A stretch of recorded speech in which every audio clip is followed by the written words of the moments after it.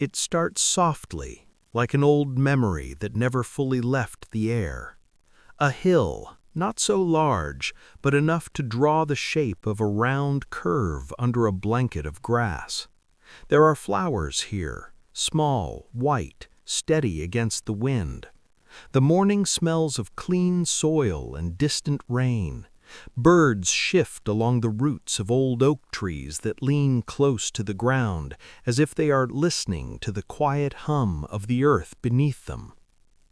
At the heart of this hill is a door, round, green, wooden, painted carefully with care that could only come from someone who likes things in order. The brass knob at its center catches light even on the dimmest mornings. When the air moves, you can hear the slight creak of the iron hinges as the door breathes in rhythm with the day. That is how things are here, quiet, simple, already content. Inside the hill is a home, the kind that feels older than it looks, comfortable because it has been lived in, not because it is rich. The floors are smooth and clean, the shelves full of polished dishes, shiny enough to catch the glow of the small lamps that line the hall. There is a habit to the space. Everything has its place, and every place is perfectly satisfied to stay as it is.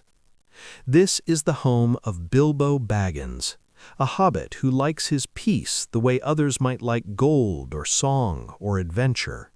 He moves through his rooms with the measured confidence of someone who believes the world is whole and fine as long as nothing unexpected comes knocking. He hums sometimes, quietly, while counting teacups or while trimming the edge of a folded napkin. He doesn't think of faraway lands, he doesn't think of dragons or dwarves or great battles in forgotten valleys. His thoughts are about what is near, about breakfast, about the garden, about whether the weather will hold. The morning is a soft one. The sunlight bends through green leaves outside and spills like honey down the path. Bilbo steps out into the air, pipe in hand, a gentle frown of contentment over his face. He looks down the road, at the thin dust rising where nothing much ever happens. The day feels the same as every other good day, which is to say, peaceful, uneventful, safe. And then, slowly, walking up the path, comes a figure tall and gray. At first, Bilbo barely notices, just a shape shifting against the shimmer of the road. But as it draws near, his eyes narrow. The hat is wide and pointed, the beard is long, streaked with white and silver.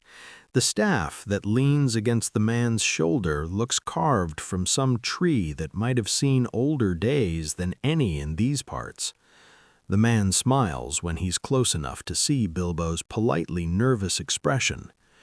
"Good morning," Bilbo says, tipping his head slightly, out of habit more than warmth. "Good morning," the man replies, his tone slow but not heavy, as though the words themselves were stretching after a long sleep. The two stand in the quiet, the kind that feels both awkward and calm. Birds move in the hedges, the wind travels around them but does not disturb. Finally, Bilbo clears his throat. "Lovely morning for being left alone, wouldn't you say?" The man smiles again, not unkindly. Left alone, yes, though one never knows when a morning might choose otherwise. There's something behind his voice, something full of age and patience, like a river that's seen too many stones. Bilbo shifts his feet. "You're a stranger, I take it. Are you lost?" "Not lost," says the man quietly. "Looking for someone, perhaps." "Ah." Bilbo hesitates, for politeness tugs at him even when he wishes it wouldn't. "And might I ask who that someone might be?" The man leans a little on his staff, considering. "A burglar, perhaps, or someone who might enjoy a change of scenery." Bilbo blinks. A burglar? The word sits ill in his ears. The idea of any such thing near his pantry nearly offends him. But the man remains gentle, like he's not mocking, merely allowing the notion to drift in the air.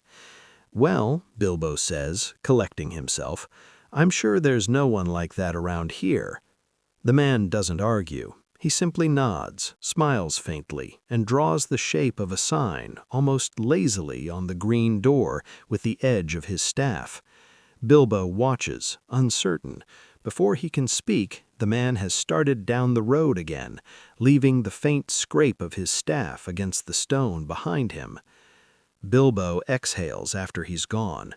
"Strange folk wandering about these days," he mutters, retreating into his round, safe world. He shuts the door, straightens a candle, and tries to forget. But the mark on the door stays, and the day moves on. When evening comes, Bilbo sits before his small fire.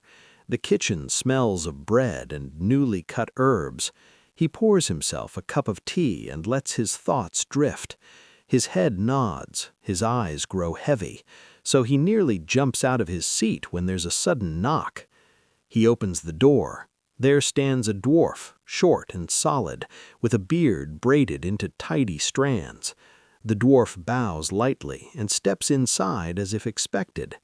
"Dwalin, at your service," he says, setting down his pack. "Bilbo Baggins, at yours," Bilbo answers, automatically, more from confusion than hospitality. Before he can decide what's happening, there's another knock, then another, and another. Soon the room is full. Thorin's company, 13 in all, each one with a story carved into his face like the marks of a long journey. They fill his chairs, his corners, his silence. They eat his food and laugh quietly among themselves. Bilbo tries to keep up, to serve, to understand. The rhythm of their voices is like slow thunder filling the halls. Gandalf returns, standing tall by the hearth, as if he had always belonged there. He lights his pipe. The smoke curls in lazy gray shapes, drifting near the ceiling like sleeping thoughts. Maps are unrolled. The dwarves lean close. Thorin's deep voice, calm and steady, speaks of mountains that shimmer in memory. Erebor, the lonely mountain. His words are low, controlled, but beneath them moves something like grief. The mountain was taken, he says, by a dragon whose fire still burns in their dreams. The others listen, their eyes dark with remembrance. Bilbo listens too, uncertain whether he is supposed to pity them or fear the tale. As the hours slow, the company begins to sing. Quietly at first, almost too soft for Bilbo to catch. Voices rise one by one, folded into a tone that hums, not unlike the wind through hollow stone. Their song is low. It does not seek to move mountains, only to remember them.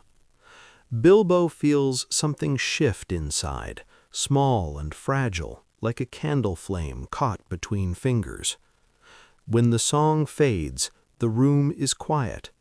Bilbo stands there, uncertain of what part he has played in any of it. Gandalf turns to him. "You have been chosen, Mr. Baggins, if you wish to come." It is said gently, like an offer that can be refused, but perhaps won't be. The wizard looks not at the Hobbit before him, but into the distance behind his eyes, into a road that Bilbo himself cannot yet see. The next morning, the house is empty again. Only stray dishes and footprints remain.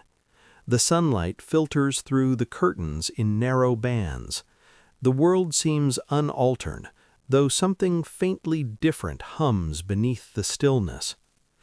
Bilbo stands for a long time in the doorway. He tells himself it was all nonsense, that it was just a gathering of rude strangers, that he will go back to his garden and forget. But the paper on his table waits, marked in strange runes, with promises half said. He reads it once, twice. His hands tremble, not in fear, but something new, curiosity, perhaps, or longing for something he'd never admitted he wanted. The morning stretches ahead. The sun lifts higher. Bilbo takes a breath, and another. Then, without another word, he grabs his walking stick, forgets his hat, and hurries down the path. He runs past the hedges, down the bend in the road where the trees gather in shade. His breath comes quick, his steps light. There is laughter at the edge of his breath, mixed with disbelief. Over fields and under sky, the road stretches out. The world opens a little wider with each step. He does not know the hardships ahead. He does not need to. What matters is the present rhythm, the steady pull of the path beneath his feet, the slight ache of movement, the thrill of distance already forming between him and the door that defined his life. The air smells of rain. The soil grows damp as the mist thickens beyond the horizon. Somewhere far ahead waits the company of dwarves and the tall figure in gray.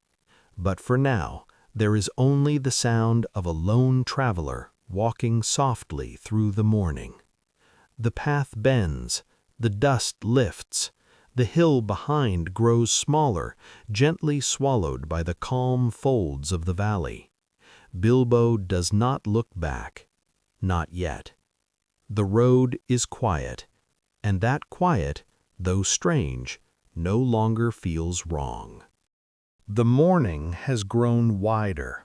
The air hums faintly with the distant voices of waking fields. Far behind, the hill of Bag End lies half hidden under the gentle folds of the land, already fading like something remembered instead of something seen. Bilbo Baggins walks, a small figure in neat but dusty clothes, his breath steady, his heart carrying a weight that is not quite worry and not yet wonder. Ahead, the road curves through low meadows where dew still gathers on the grass. Bare trees mark the last edge of the Shire. Beyond them, the ground becomes uneven, filled with the quiet cracks and turns of earth that has known fewer feet. Somewhere not far away, a lark begins to sing in short, careless bursts of sound. It feels too alive for Bilbo's sense of order, but he lets it be. He sees them before they see him, the 13 dwarves and the gray figure tall among them. They move slowly, their belongings tied in careful bundles, their boots already scuffed with travel. When Bilbo catches up, they greet him with surprised smiles, soft and not unkind. Thorin nods once, formal as always. "So, the burglar arrives after all." Bilbo manages a small answer. "It seems I do." No one laughs. They simply adjust their pace, and the company grows by one small hobbit. It is not a grand moment. It happens the way mornings merge, one color fading into another. The road hums beneath. Stones press underfoot.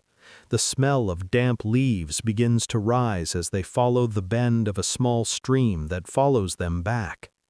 Gandalf walks at the front sometimes behind, always calm, his figure a line against the light that moves like smoke. Hours turn slow, words become fewer. Even the dwarves, who are given to murmured songs, speak less as the Shire thins behind them. Hills give way to patches of open heath where wind whistles across the ground like quiet breath. Bilbo learns the rhythm of walking, the thoughtless movement of legs, the stretching of lungs, the slow acceptance that the road will not change for him. Each hour repeats itself with tiny, unmeasured differences: shifting light, a passing cloud, occasional creak of leather straps, or the clap of hoofprint somewhere off the trail. At noontime, they rest. The dwarves unpack crusts of bread and bits of dried meat.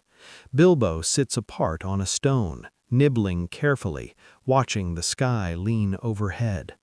Clouds shape themselves into soft, great forms. They move, patient and unwilling to hurry. He finds comfort in them. When they move again, the light has turned gold around the edges of the hills. They walk until even the color begins to drain from the world. The ground dips, then climbs. Trees gather together as if whispering. The smell of pine thickens in the air. Night takes them slowly. The road narrows. They stop near a hollow beside an old birch trunk. Gandalf lights his pipe. The smoke drifts out in circles that look like fading moons. The dwarves speak in low voices, sharp to Bilbo's ear, but strangely soothing. Their argument is rhythmic as the rustle of leaves. He curls in his blanket and listens. The sound of their talk rises and falls like a stream. After some time, it becomes something else, not quite speech, not yet song, just echoes of voices shaping thoughts too distant to catch. Sleep comes in small pieces. The ground is uneven.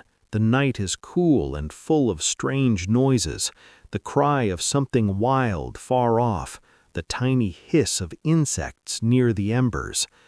Bilbo thinks of home, of tidy rooms and warm lamplight, then allows the memory to fade. The darkness folds around him like a second skin, and the rhythmic breathing of the company becomes the measure of rest. Morning breaks pale, thin, and gray. Mist drifts in low bands, bending around the bodies still wrapped in blankets.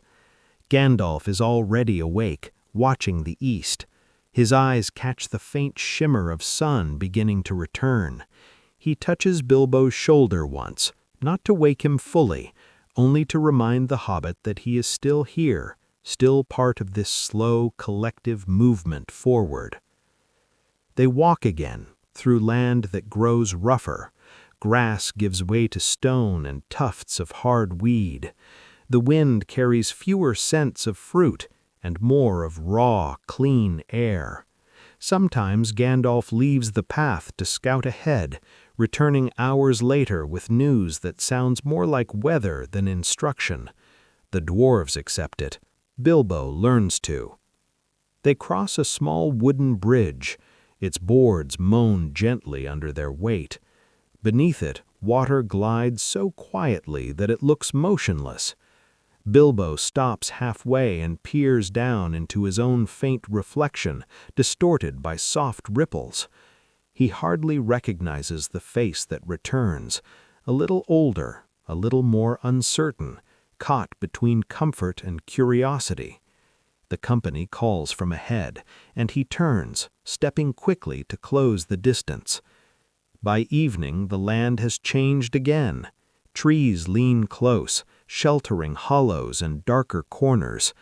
A drizzle starts, fine and steady. The road dissolves into patches of mud. Thorin calls a halt near a cluster of stones. No one complains. The dwarves settle their packs, arrange a small fire that struggles against the damp. Gandalf stands a long while by the edge of the clearing, his gaze fixed at something deep beyond the shadows. They eat quietly. Steam rises from their food, eaten without speaking. The rain hums softly against Bilbo's hood. It is not cold yet, only persistent. The ground breathes a scent of soil and leaf. Later, when most of the company has fallen asleep, Gandalf moves closer to the fire. Bilbo watches him through half-closed eyes. The wizard's face seems carved of calm light. Smoke curls around his hand as he holds the pipe loosely. "Strange world beyond your garden, isn't it?" Gandalf says, so low it might be the voice of the weather. Bilbo hesitates. "Strange, yes, larger than I thought it could be." "Larger still ahead, but that's not for tonight." The words drift away. The fire crackles once, then quiets. When Bilbo opens his eyes again, The night has deepened into something more solid. The rain has stopped. Silence presses close enough that each breath seems to echo. He hears faint movement, perhaps an animal, perhaps wind. Then, for a long stretch of time, nothing.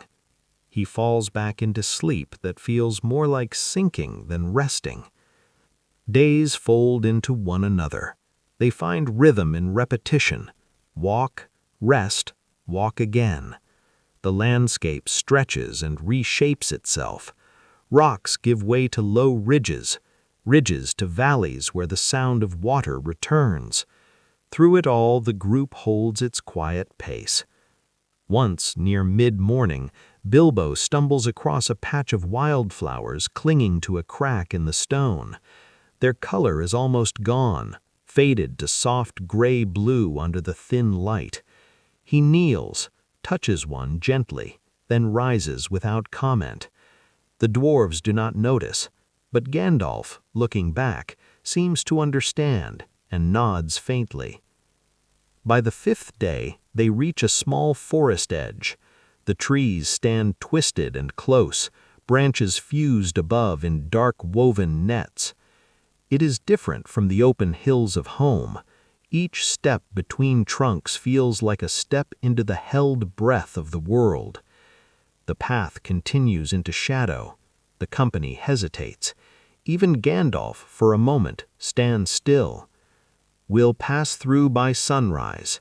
There's shelter on the far side," he says finally. Inside, the smell changes. Wet bark, old moss, the faint sweetness of decay. The ground is soft, giving slightly underfoot. The sound of droplets echoes far above, so slow and spaced that each one feels deliberate, part of an unseen rhythm. Bilbo walks near Dwalin, who hums now and then, not a song, just an absent thread of thought turned into sound. It helps keep the silence from swallowing them. After hours of dim walking, they find the clearing Gandalf promised, a hollow fitted between roots large as doorways. They settle there. Bilbo wraps his cloak tighter and listens to the soft hush of the forest breathing. Somewhere deep inside, something moves, a faint crunch, a break of twig, but no danger comes near. When dawn filters through the branches, it is not golden, but silver, cold and precise. Faces emerge from shadow, eyes blink against the light that promises another stretch of road. The company eats in silence, then they move again. By afternoon, they reach open land once more. The hills beyond are darker, bent under the memory of older storms. Clouds gather low, the scent of wood smoke reaches them. Gandalf stops, nostrils narrowing. "Others ahead," he says simply. They find the source not far from a dip between two slopes, a campfire, rough and wide, with voices old and heavy around it. Trolls, 3 of them, large and uncaring, arguing about meat in words that clatter more than they speak. The company hides among stones. Bilbo peers over the edge, heart beating slow but strong. The voices drift through the dusk like slow thunder, not frightening yet, just enormous and careless. The dwarves whisper debate. Gandalf listens, unmoving, his eyes reflecting the faint orange of the fire. In another telling, perhaps, this night would end in noise and danger. Here, it drifts differently. Gandalf steps back, vanishes into the dark with the silence of fog retreating. The trolls' arguing grows loud, then confused. Voices shift, stones scatter, then the sound freezes, stiff, sharp, then gone. When the company approaches later, the clearing is still. The trolls are stone, gray against the new morning. No struggle remains, only the faint echo of chaos turned to calm. Gandalf returns as if from a quiet thought. "Sunlight," he murmurs, dusting his hands. "Always useful at the right time." The dwarves gather what's left of the troll horde, tools, blades, trinkets dulled by greed. Bilbo finds a small dagger with a narrow silver edge. When he holds it, the light along the metal feels cool against his palm. He keeps it, though it looks too fine for him. When they leave, the stone shapes stay behind, patient in their new stillness, like part of the landscape itself. The weather clears. The company spreads out a little along the gentle downward slope that follows. The road narrows into twin lines between taller grass. The air turns warmer. There is talk of rest at the fair house of Elrond, still far but reachable. Days pass. Forest gives way to valley, valley to slope again. Gandalf hums softly as he walks, some old tune that sinks easily into the background of sound. Thorin moves beside him, his eyes always toward the east. Bilbo finds his steps easier now. His feet have learned the feel of the world. He no longer counts the hours to sleep. He accepts them as they come. When at last they see Rivendell shining below, a pale sweep of terraces carved into mountain green, the sight feels less like arrival and more like exhaling.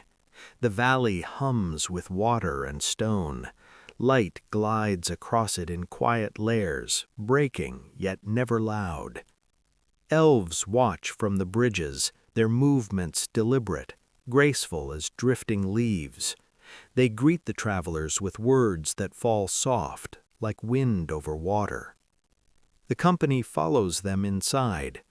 Bilbo feels the air change. It is clearer here, thin and almost singing. Every sound lingers longer than it should, the clap of boots, the brush of cloth. He breathes deeply, and for the first time since leaving home, finds his muscles loosening without thinking. They are given rest, and they take it without pride. The elves speak little. Their eyes shine with a kind of old kindness. Bilbo walks alone through small gardens. Lamps hang like floating stars above narrow paths of stone. The sound of falling water is everywhere, blending into one unbroken tone that seems to come from inside the valley itself. He meets Elrond at dusk. The Elf Lord's presence feels like the center point of this calm world, quiet, distant, complete. He looks at Bilbo without surprise. "So you follow the dwarves' path?" he asks, and his voice is soft enough that even the water holds still to listen. Bilbo nods. "It seems I do." Elrond studies him for a pause that might be an age. "Then rest tonight," he says simply. "You will go on before the next moon. The road grows less forgiving after comfort." Bilbo bows slightly, unsure what else to say. That night, the company sleeps above the murmuring streams. Moonlight drifts through narrow carved windows, sliding over still faces. Bilbo lies awake a while, watching how the silver light moves. Nothing feels dangerous here. It only feels watchful, like the valley is breathing with them. In the last quiet moment before sleep, he thinks of the Shire, not with longing now, but with a distant kindness, the way one thinks about a familiar song one no longer needs to hum to remember. His eyes close. Outside, Rivendell gleams in its endless calm. Water falls, steady and patient. The moonlight folds itself quietly over stone and leaf. The world tilts forward very slightly, preparing for another endless road. The night continues without sound, and when morning finally returns, it brings no call to rise, only the certainty that the road, somewhere out there beyond the valley, still waits. The valley of Rivendell fades behind them one morning, without noise or ceremony. Mist lies along the water. The light is thin and silver. The company moves slowly up the winding path that climbs the eastern rim of the valley. The echoes of the waterfalls follow them for a time, then fall away until only the dull ring of boots and the steady breath of ponies remain. Bilbo looks back once, and the soft shape of the house is already dissolving into blue haze. He does not wave. It feels wrong to disturb that stillness with movement. Instead, he turns toward the path ahead. The road begins to elevate, each bend breaking into new layers of cloud. The air grows cooler. Stones appear beneath shallow grass. The soil changes color.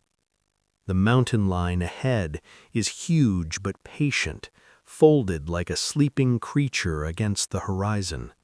The peaks are dusted with pale snow that never fully melts. There is no rush in their rising. They wait, as mountains do, for small travelers to arrive whenever they will. For days the company climbs. Words are short, gestures quieter. The dwarves move in a careful rhythm they seem to have known all their lives. Gandalf walks sometimes ahead, sometimes behind, his eyes measuring distance without rest. Bilbo learns to walk in silence, finding comfort in the repeating sound of feet meeting earth. Rain comes, soft first, then in long sweeping curtains. They shelter beneath overhangs, eating bread that tastes of damp wood smoke. Thorin studies maps that grow less certain with every mile. Each line on parchment feels older than the ground itself, worn thin by many hands. In the gray afternoons, when clouds hang low enough to touch, the company moves between walls of rock that shine faintly with wetness. Water drips in a slow, measured rhythm, like time itself breathing through the cracks. Bilbo looks up and sees faces in the stone, shapes carved by wind and erosion. None smile, they only watch, unmoving. They find a shelter one night, a shallow cave half closed by moss and hanging roots. Inside it smells of stone dust and rain. The fire burns small and cautious. Gandalf writes in faint runes upon a scrap of parchment, his hand steady, his eyes following something far beyond the present flame. Bilbo sits nearby, polishing the small sword he claimed from the troll's hoard. It glimmers faintly each time the light touches it. He has begun to call it by no name at all. To him, it is still a thing both foreign and necessary, an object that belongs partly to the world he left behind and partly to the one he has yet to understand. When the wind thins, you can hear the mountain murmuring, a long, soft hum that isn't quite a sound, more a vibration in the bones. Bilbo lies still, listening until sleep overtakes him. The next stretch upward is steeper. The company follows narrow ridges where fog hides both sky and depth. Steps echo, but return too quickly as if refusing to travel far. More than once Bilbo stops to steady himself against rock slick with hidden ice. The dwarves move ahead like shapes drawn from the stone itself. By evening, thunder begins to roll among the peaks, low at first, then growing until it feels closer than breathing. Lightning glances across the edges of the clouds, spreading pale veins for an instant and retreating. The mountains answer with long groans that seem almost alive. They find another cave, broader, deeper, without the cramped, damp smell of the last. The dwarves speak of it as a good shelter. Gandalf examines the corners carefully, tapping stone with his staff, listening. The storm outside grows louder, erasing words. He nods once. "We will stay till morning," he says. Firelight fills the hollow. The sound of rain becomes a constant drumming on the outer rock. They eat what little remains from their packs. Stories drift half-spoken, swallowed by the rumble above. Then sleep settles, layer by layer upon the group. But not all spaces hold silence kindly. Somewhere, long after midnight, a change in the air wakes Bilbo. It isn't sound exactly, but the absence of one. The moment when the rhythm of rain and breathing slips. Then faint footsteps, more than footsteps, many small shuffling movements, soft and measured. A shape moves at the edge of the firelight, then another. Before thoughts have meaning, hands seize him, pull him downward into chill darkness. He hears the dwarves shout, short fragments of alarm, metal striking stone. Gandalf's voice cuts through once, bright as lightning, then the world folds into black. When awareness returns, Bilbo is alone in the depth of silence. The air smells of dust and something older, like iron that has never seen sunlight. His hands touch smooth floor, damp and cold. The faint upturn of tunnel walls glimmers. Far away a single torch sputters. He rises slowly, remembering the small sword beside him. Its glow is dim, enough to paint the surrounding air in muted blue light. Somewhere up ahead, echoes of rough voices travel. Goblins, perhaps, though in this calm retelling they are less creatures of fear than shadows of another world, harsh and gray.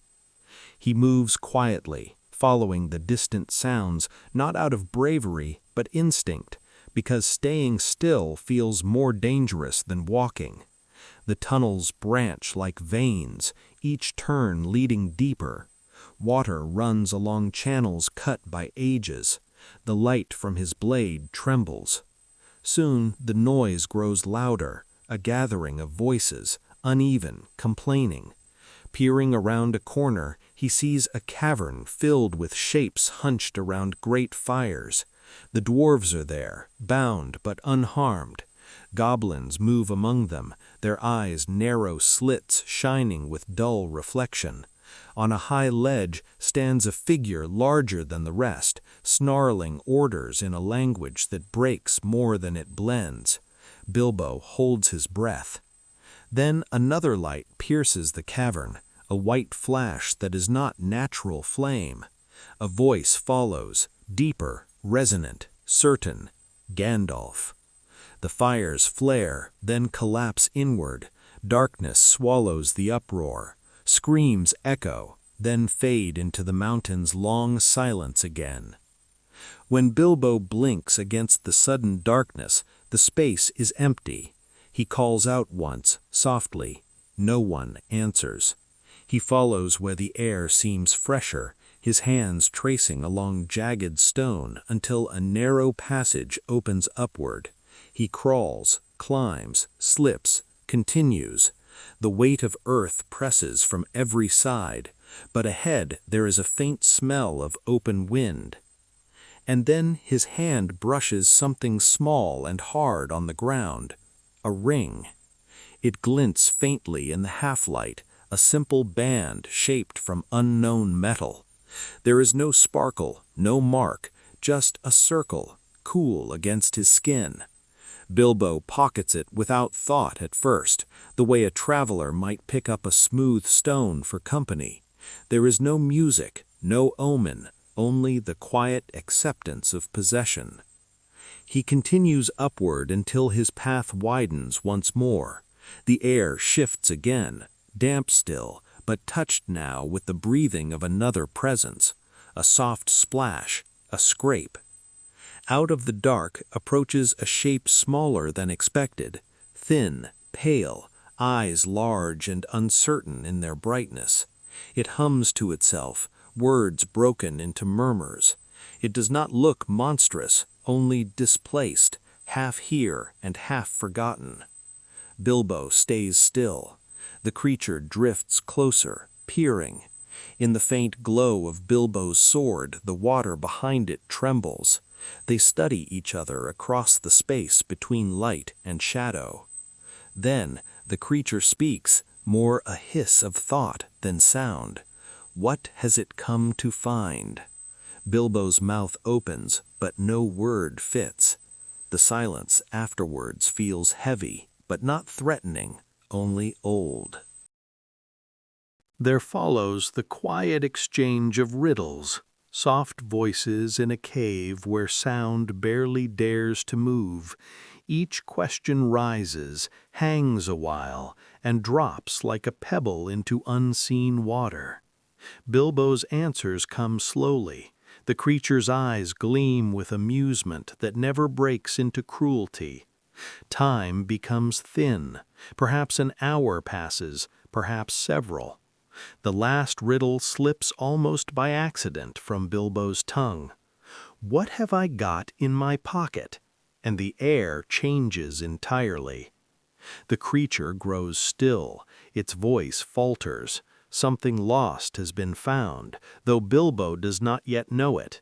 In confusion, in thinly formed fear, he thrusts his hand into that pocket, feels the ring again, cold and oddly heavy for its smallness. The creature turns away, muttering. Bilbo moves, slow but certain, following the path that it had kept. The sword glows faintly to guide him. Another tunnel opens, windy, rough under his palms. At the edge of that passage, heel slips, hand grips, forward again. The slope rises until light, not torchlight, but real daylight filters through cracks ahead. He stumbles once more into the outer air. The sky is pale, washed by mist. The sound reaching him first is wind through unseen trees, wide and forgiving. He sits upon the slope, breath shaking but quiet. The mountains tower behind him, their peaks glisten with new snow. There is no triumph in the moment, only relief that feels like silence made visible. He looks once more at the small ring in his hand. It glimmers without sparkle, reflecting nothing. He slides it into his pocket again. There is no sense of fate, only the calm curiosity of ownership. Hours later he hears voices through the wind, familiar voices, Dwalin, Balin, Bombur, the others calling softly down the ravine. He answers, weaker than he means to. Soon they are around him, faces marked with soot and exhaustion, yet softened by recognition. Gandalf arrives last, his staff tapping light against stone. "You found your way out," the wizard says. The words sound both remark and question. "I suppose I did," Bilbo answers. His tone is simple, the truth is simple. That is enough. The company rests where daylight falls full and golden. The air tastes different here, thinner but generous. They eat what remains of their food. The talk returns, quietly, flowing around Bilbo while his thoughts stay inward. In the dusk that follows, they move again, downward now, following paths that curl like soft smoke. Behind them thunder moves again along the ridges, faint and harmless in the growing distance. When night comes, they camp among lower rocks. Firelight spills across the ground. Bilbo watches it flicker and fade. He feels no need to speak of what happened. The ring rests in his pocket like an unnoticed breath. The dwarves sing faintly, slower than before. It sounds less like song, more like remembering. The stars appear. One by one, each light takes its place until the sky resembles a vast ordered map. Bilbo looks up at them and feels not small, not lost, merely part of the same quiet design. Gandalf sits beside him. For a long time they say nothing. Then the wizard murmurs, "You walk better in shadow than you think." Bilbo nods. The remark holds no weight of praise or warning, only fact folded into the stillness of the night. The fire lowers. The sound of distant water fills the empty spaces between breaths. The road ahead waits beyond the dark, invisible but faithful. Bilbo closes his eyes, and sleep descends gently, bringing with it the steady murmur of the mountains breathing behind them. The storm is gone, the air is clean. Tomorrow will come quietly, as all tomorrows do. The Skin Changer and the Forest That Never Ends. Morning opens along the foothills with soft light that spills like dust from unseen hands. The company moves slowly over damp grass, leaving the last dark ridges of the mountains behind. The air feels gentle again, touched with warmth that carries scent of leaf and water. To the west the peaks fade into silver haze. To the east lie open lands, still veiled in early mist. They walk without hurry. The sharp noise of the mountain streams has quieted into low murmurs. Each step takes them farther from the hardness of rock, nearer to the slow breathing of living soil. Bilbo listens to the change around him, the chirp of hidden birds, the careful movement of insects among dew-wet reeds. It feels like a world remembering itself. For a time they follow a thin track that curves between low hills. The grass grows thick on either side, bending in waves under the light wind. Here and there old bee trees stand, their trunks rough, their crowns trembling with the faint buzz of life. Gandalf guides them onward, his staff drawing a steady rhythm against the ground. He seems lighter again, his eyes moving from sky to horizon as if measuring calm. By afternoon they reach a wide meadow cut by a dark stream. They eat in small silence. The dwarves mend straps and check tools. Bilbo sits against a fallen log and lets the sound of water absorb thought. The clouds above drift easily, unhurried. It is the first peaceful day they have known in many. When evening begins, shadows creep long from the grass. They decide to move closer to the forest edge visible ahead, a black band stretching left and right as far as vision can travel. Mirkwood, though they do not yet call it by name. Between them and that darkness lies a broad stretch of empty field broken by old hedges and patches of wildflowers that have outlasted every gardener. As they cross the last slope, a sound rises behind them, hooves, distant but distinct. Thorin stops. The dwarves turn.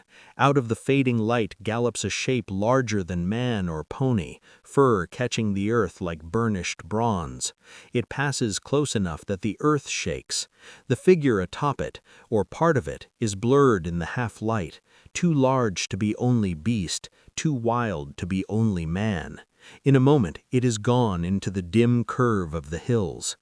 Gandalf watches without alarm. "Best we rest tonight by the ford," he says. His tone holds a quiet familiarity. They camp near a shallow river. The night smells of clover and smoke. Bilbo lies awake listening to the steady pulse of water and the near-rhythmic chewing of ponies. Beyond the dark, he hears heavier movement now and again, the crack of twig and the shifting of weight, felt more than seen. Yet there is no fear in it, only vast patience. Before dawn the sound grows closer. A shadow looms at the edge of the light, broad-shouldered, shaggy-haired. When Gandalf arises, the shape pauses. His voice greets it quietly, as if speaking to weather or tide. The reply comes slower, deeper, rolling through the air like the first note of distant thunder. Bilbo cannot make out the words, only the temper, cautious, not cruel. At sunrise, the stranger stands beside their fire, no longer holy beast nor holy man. His eyes are dark and gentle beneath a heavy brow, his hands large enough to shape a dwelling from a tree. His beard catches dawnlight, his lips hold the faint amusement of someone long beyond surprise. "This is Beorn," says Gandalf. "He cares little for travelers, less for company, but sometimes for cause." Beorn nods once. His voice when it comes is slow. "You smell of the mountains," he says, glancing toward Thorin, "and wear dust from the darkness under them. Few pass that way and breathe again." Thorin bows slightly. "We travel east, seeking our home." Beorn's gaze drifts to Bilbo. "And that one? Small feat for such a road." "A burglar of note," Gandalf offers, the faintest curl of amusement behind the calm. Beorn studies Bilbo longer than feels comfortable, then smiles, not pleasant but kind. "Hobbit," he says, testing the word as if tasting unfamiliar fruit. "There are stranger shapes in my forests. You will do no harm." What follows is not an interrogation, but a slow unraveling of stories. The dwarves speak little. Gandalf fills the spaces with steady truth told plain. Beorn listens, his expression unreadable, broken now and again by the rumble of quiet laughter. He leads them to his house at midday, a long wooden hall standing alone among fields of red flowers and buzzing hives. Animals move freely, horses near the doorway, dogs that watch without barking, bees thick around carved posts. The smell of honey drifts on every bit of wind. Inside is warmth, low firelight, heavy benches, and the sound of bees beyond the wall.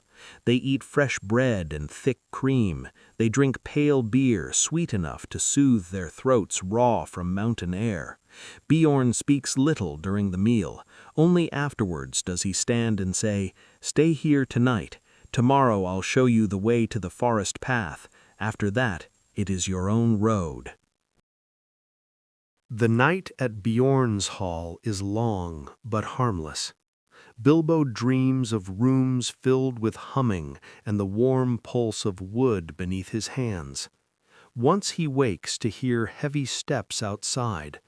A bear shape passes beyond the window, broad against starlight, pacing slow circles around the house. It is neither threat nor guard, just presence keeping rhythm with the night. Morning breaks mild. Beorn stands waiting by the door. He gives each traveler food packed neatly in wooden boxes bound with ivy twine and skins of clear water, and warnings spoken as fact. Do not touch what you do not understand. Keep to the path. The forest will be old, and old things are restless. Gandalf thanks him with a nod deep enough to speak more than words. The company moves on, following him north and east. Beorn's shape remains visible for a long time behind them, smaller with distance, yet somehow equal to the land around it. At last he turns and disappears into the fields, becoming part of the low horizon. For 2 days they travel through open country.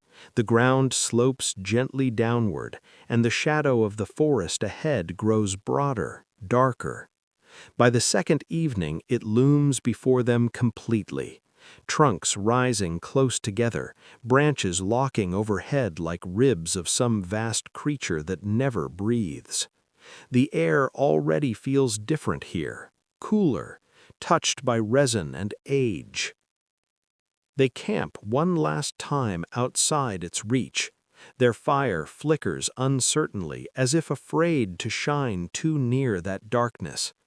Gandalf sits apart, eyes half closed. In the morning, Bilbo wakes to find him saddling his horse.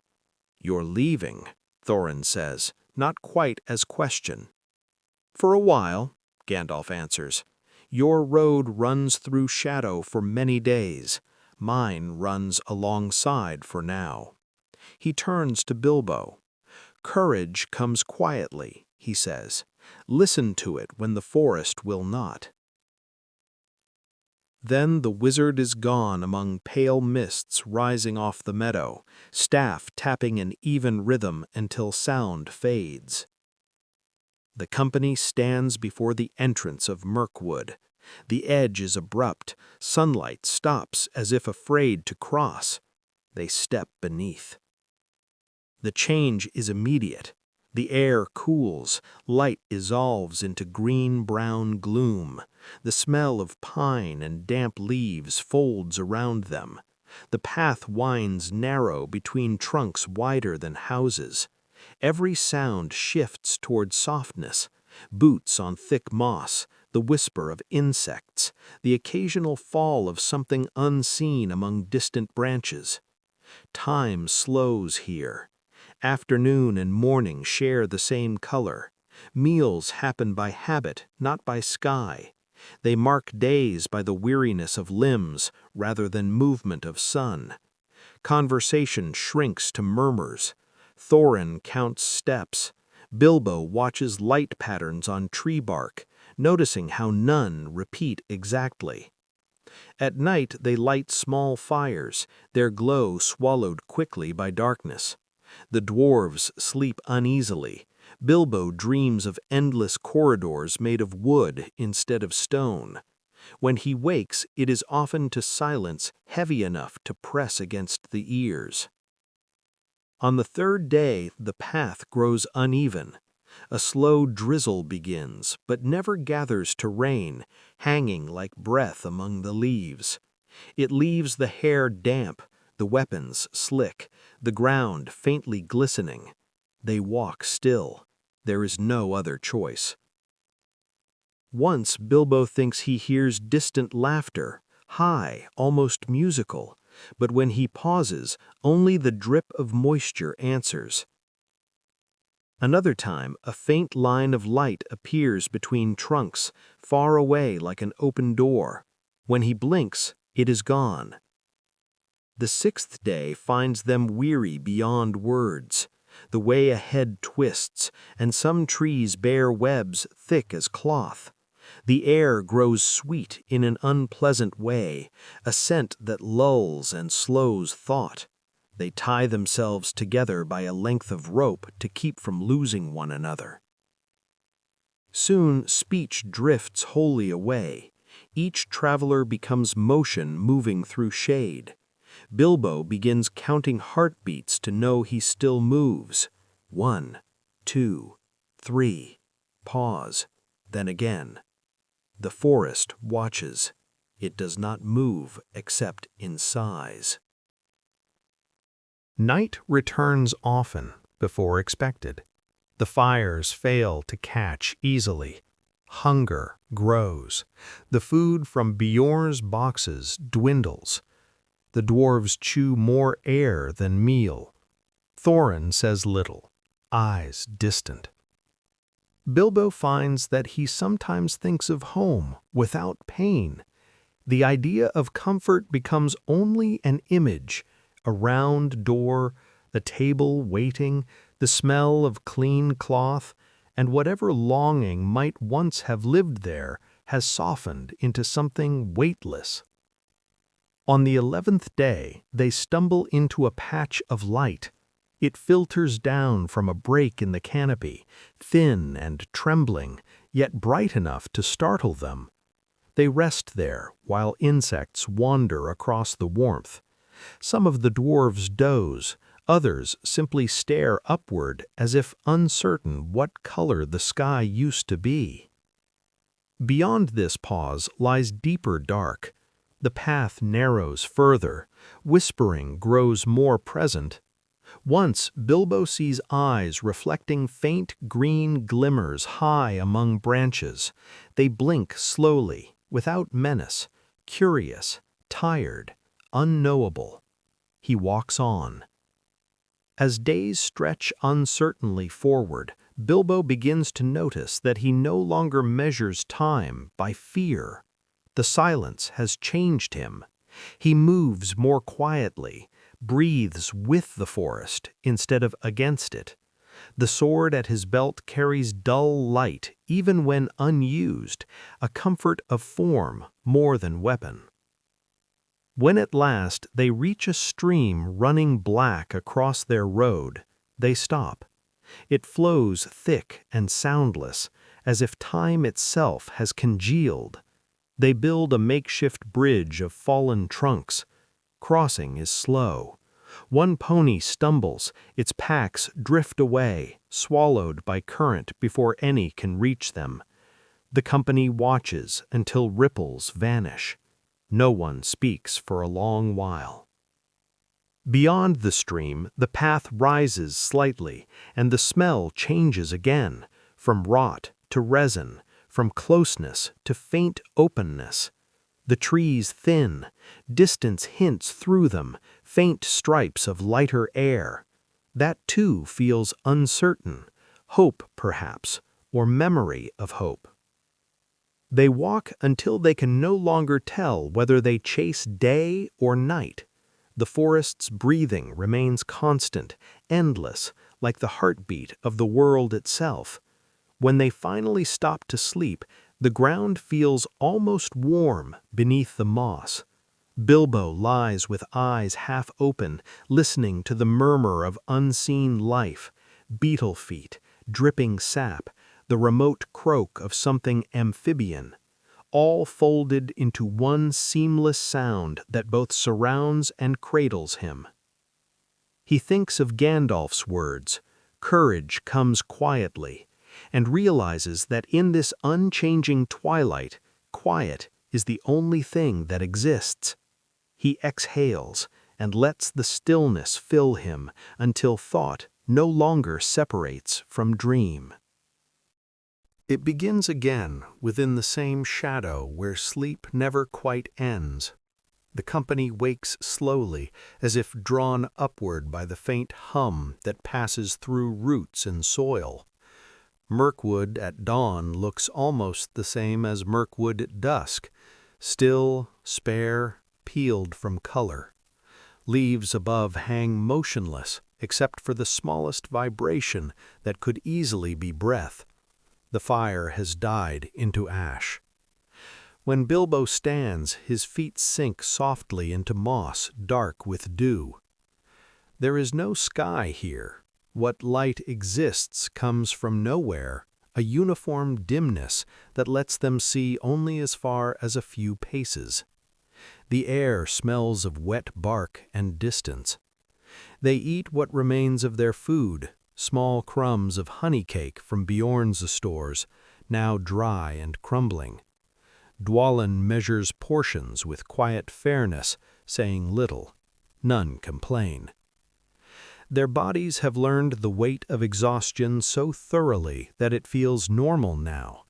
They tie their packs and begin again, single file, following the narrow path that wavers like lost memory among trunks that rise impossibly high. The forest seems to watch, though not unkindly. It simply notices, as old things do when younger things move through their dreaming. Hours stretch without change. The sound of steps on leaf mold becomes a heartbeat. Once Bilbo tries to hum, but the tune disappears before taking shape, absorbed by the thick air. It seems that sound itself fades faster here. After what might be a day, the path starts to climb. The air turns heavier. Faint threads hang down from branches overhead. They cling like silk. Thorin raises a hand to clear them. The thread stretches, sticks, and breaks with a whisper. He frowns, but keeps walking. Soon webs appear everywhere, across bushes, between roots, folded over undergrowth like fine transparent cloth. No movement at first. Then, far above, something shifts. A drop of resin falls. Another. The forest listens to itself. By evening they find a low clearing where trunks stand wider apart. The webs here gather thicker, shining dully in what passes for twilight.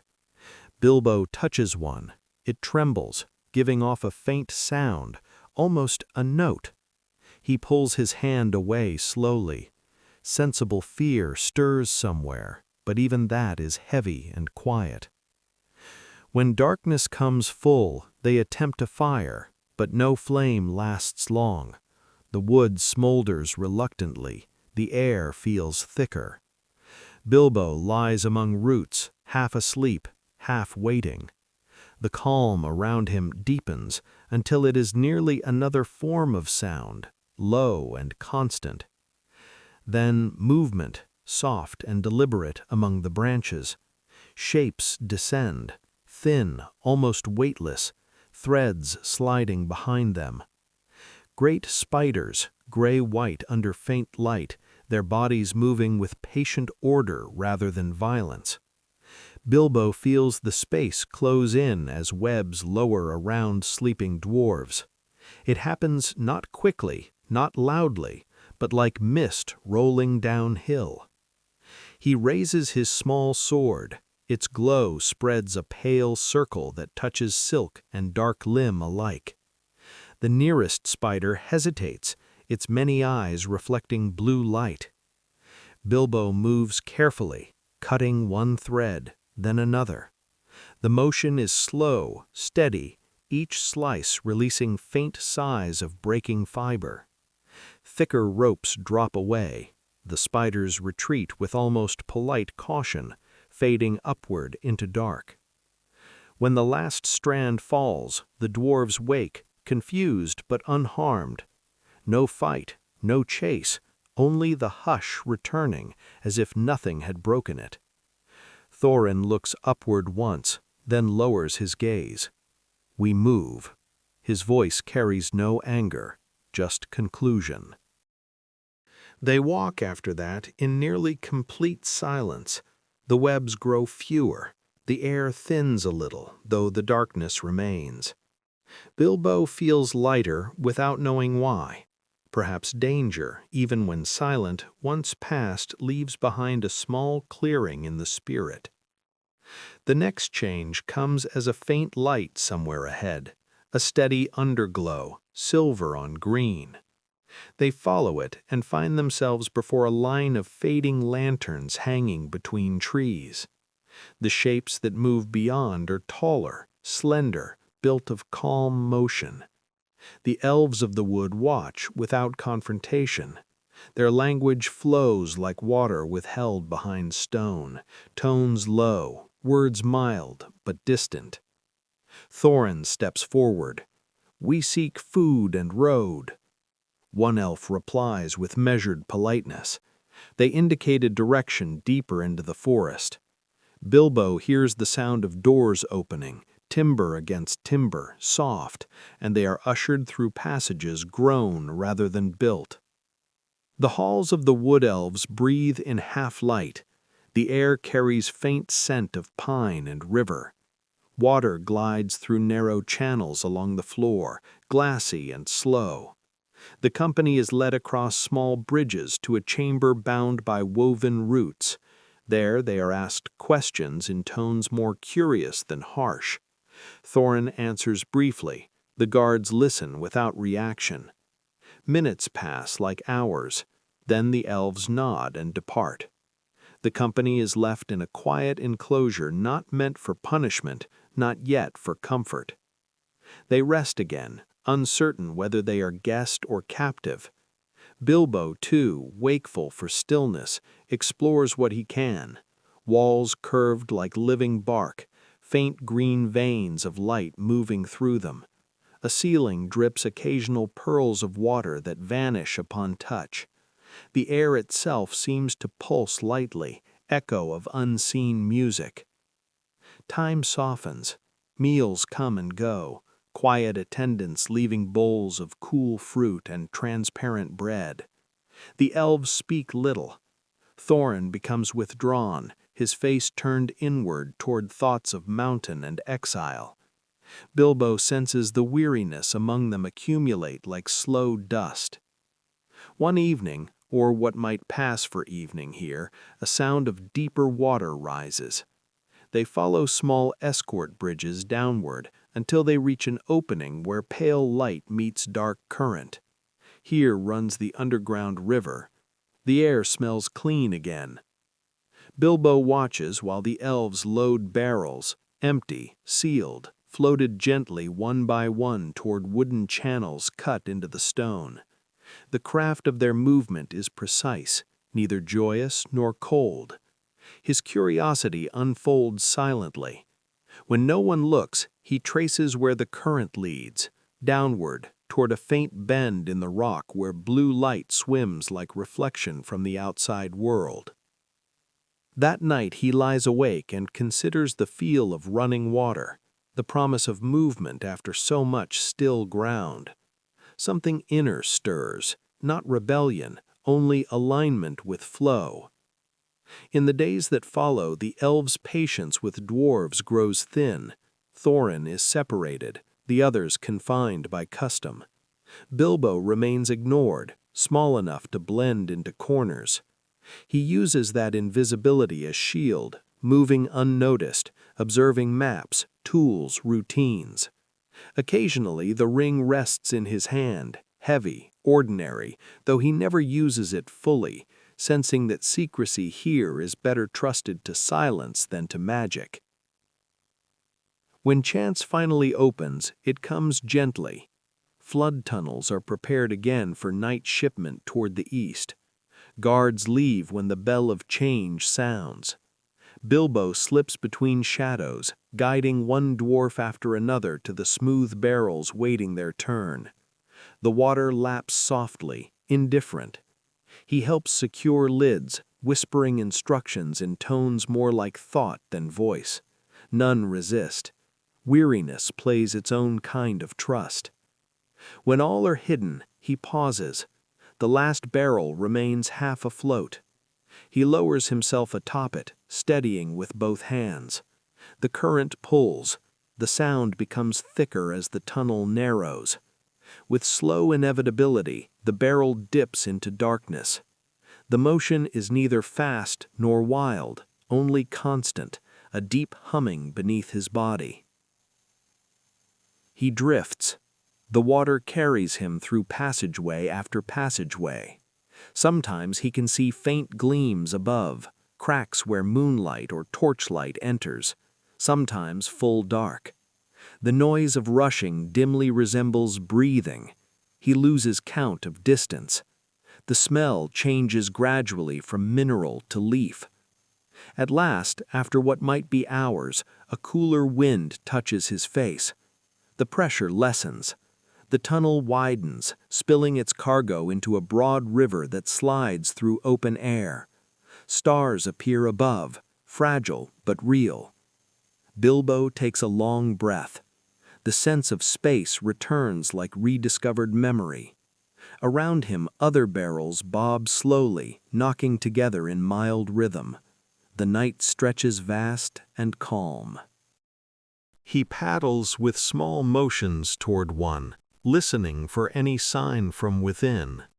A dull thump answers. Dwalin's muffled growl proves life. Another knock, then a low laugh from Bombor, half asleep inside his wooden shell. The sound feels warmer than fire.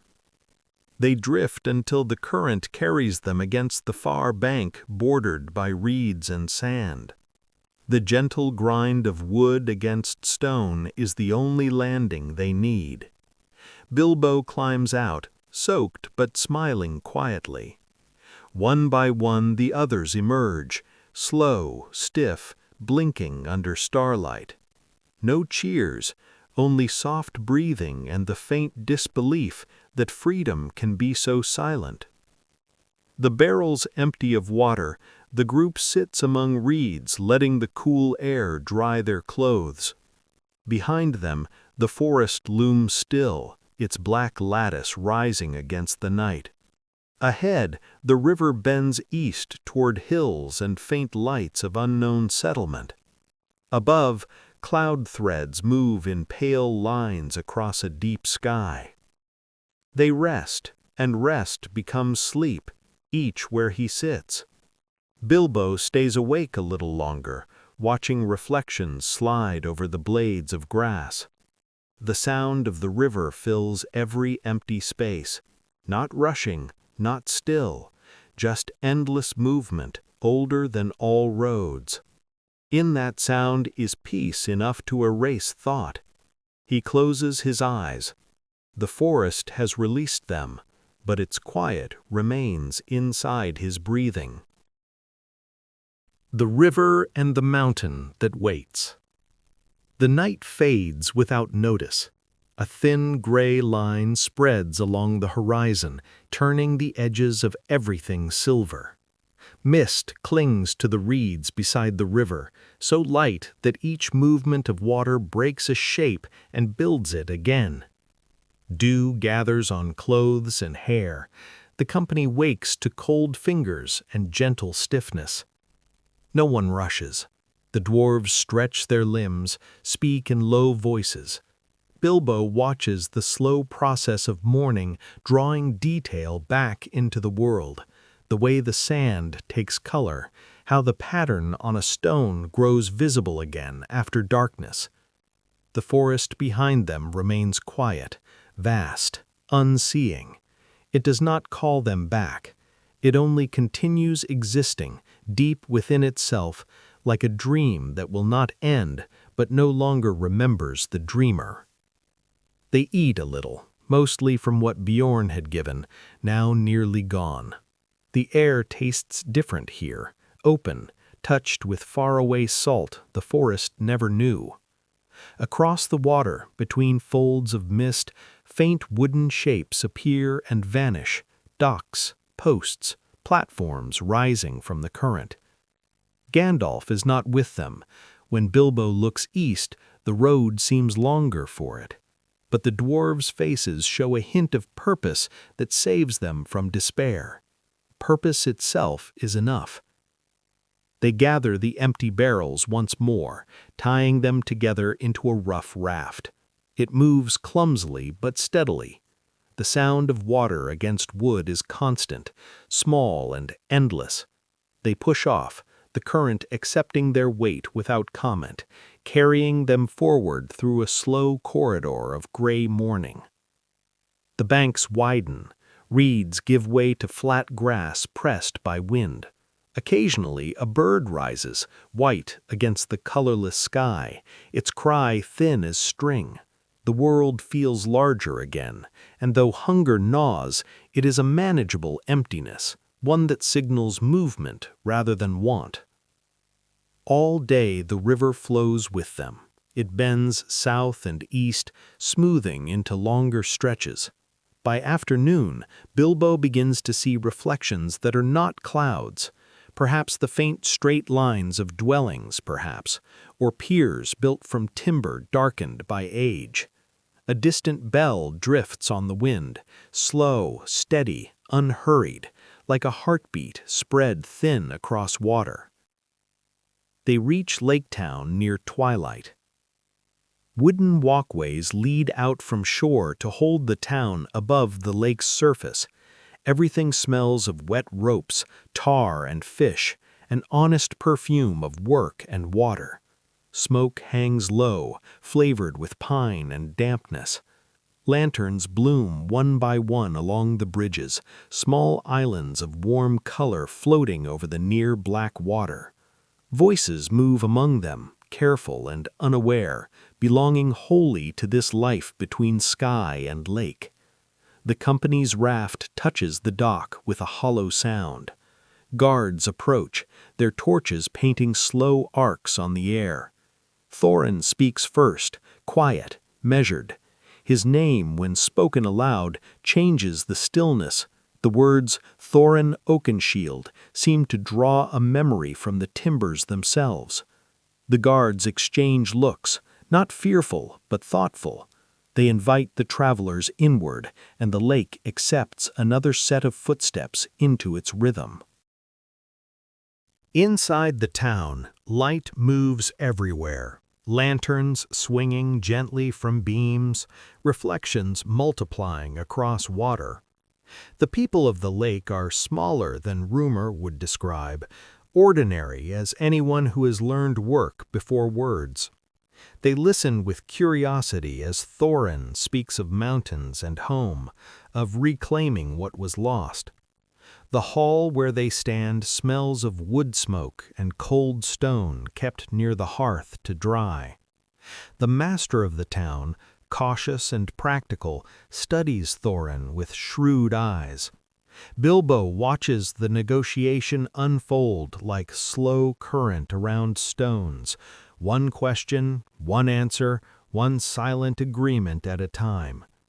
When the talk ends, they are given quiet lodging and simple food, nothing grand but plentiful. Bread that tastes faintly of lake water grain, smoked fish soft as memory, ale thin but real. The dwarves eat without speaking. Bilbo eats too, grateful mostly for warmth. Later, lying on coarse blankets, he listens to the sounds beneath their floor, the slow lap of water against supports, the creak of ropes, the gurgle of tide.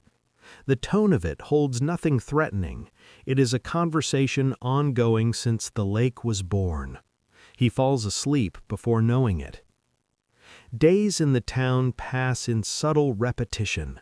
The people grow friendlier once the tales turn outward. Children peer in from doorways to glimpse the travelers who walked under mountain and forest.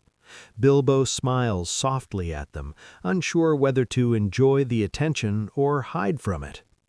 Boats are repaired for the company, their hulls filled with provisions, salted meat, hard biscuits, clear barrels of water.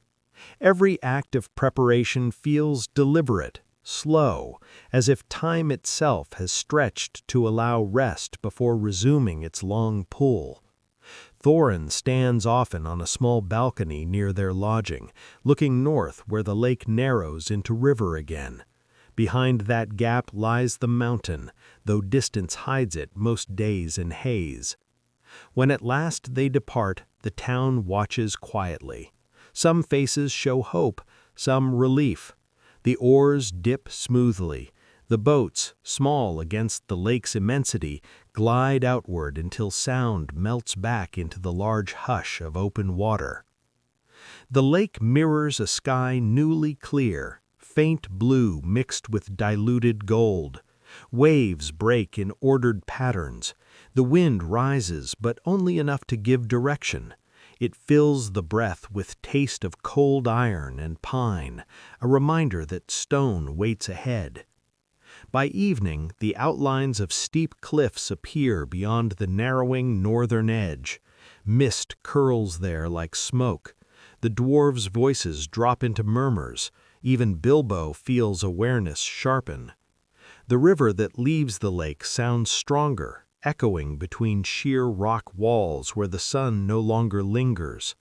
They pass under a narrow arch carved by centuries of water. The current quickens. They guide the boats close to shore, the oars dipping quietly. When they finally draw up to a small bank of gravel, the air carries different scent entirely. Dry soil, burnt grass, metal stone. They pull the boats ashore, tie them to roots, and begin to climb the small rough path that rises before them. Beyond the last ridge, the mountain at last appears. It stands enormous, but the sight is not loud. Even the dwarves fall silent, not for awe, but for comprehension. This is what has drawn them all this time. Smoke, faint but constant, drifts from a hidden cleft. The slopes are bare, stripped of tree and grass, covered only in gray rock that shines when light passes over it like the skin of cold steel. There is no music here, only long resonance of wind blowing over hollow places. They make camp in a shallow dip surrounded by fallen stone. The fire burns low, wood brought from far behind now smoky and fragrant in the thin air. No one speaks much. Bilbo sits apart, looking at the curve of the lake below, now distant and small, a pool of pale reflection pinned among darker hills. It seems impossibly far, like a memory from another life. The next morning, they follow the old path to the mountain's base. Each step echoes faintly.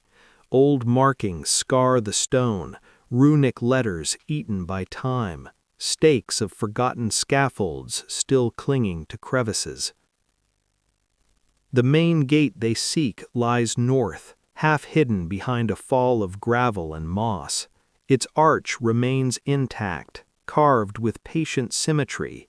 The air here holds warmth without source, the faint breath of something sleeping deep within.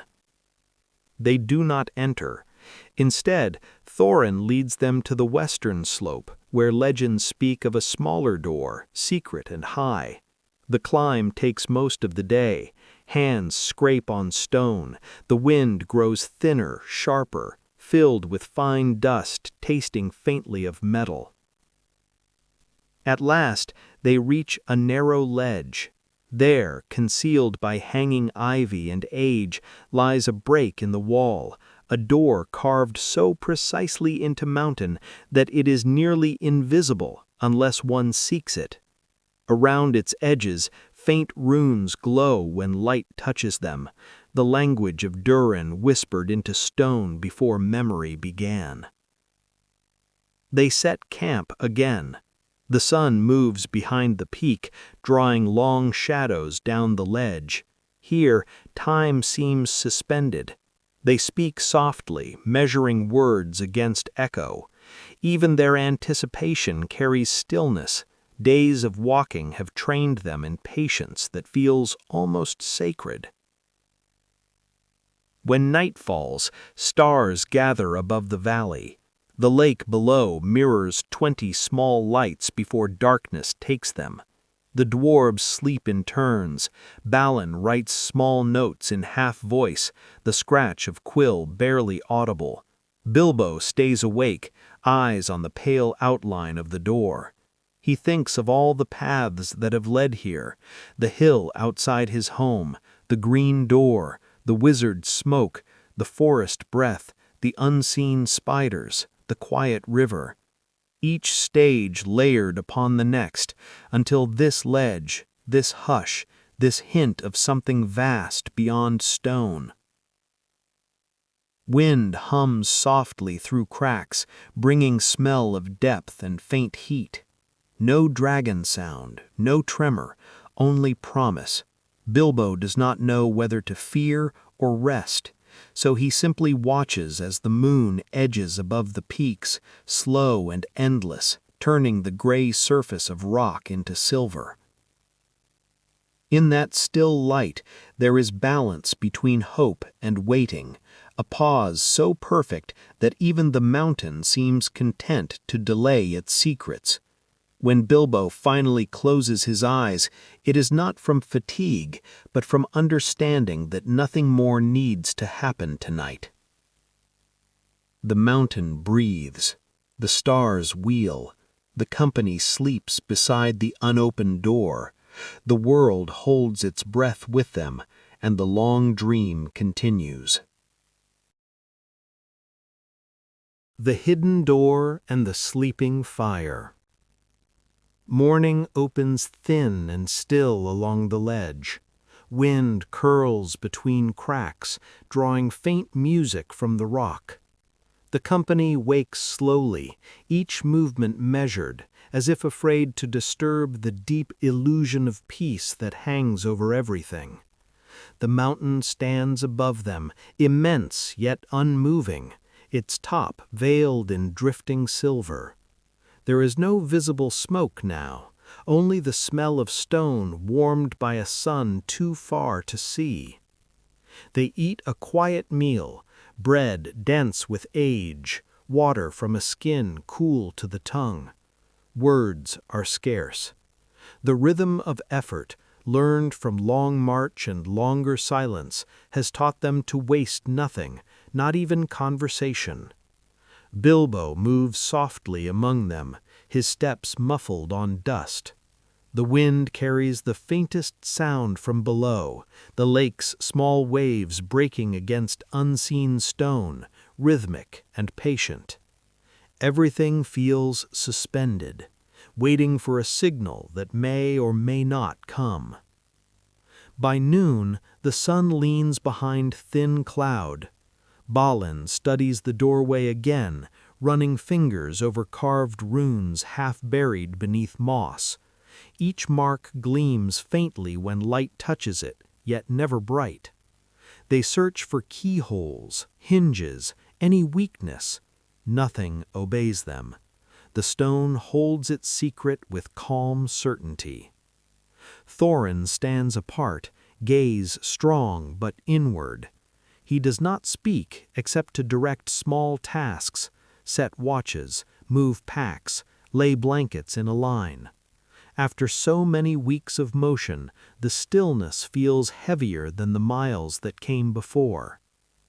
Days repeat. The sun rises, falls, and leaves cold behind. They learn the patterns of shadow on the slope, how the cracks form into shapes, then lose them again. Bilbo's mind begins to map the silence, the faint whisper of air along rock, the irregular tap when loose gravel falls, the subtle tone of each hour's light.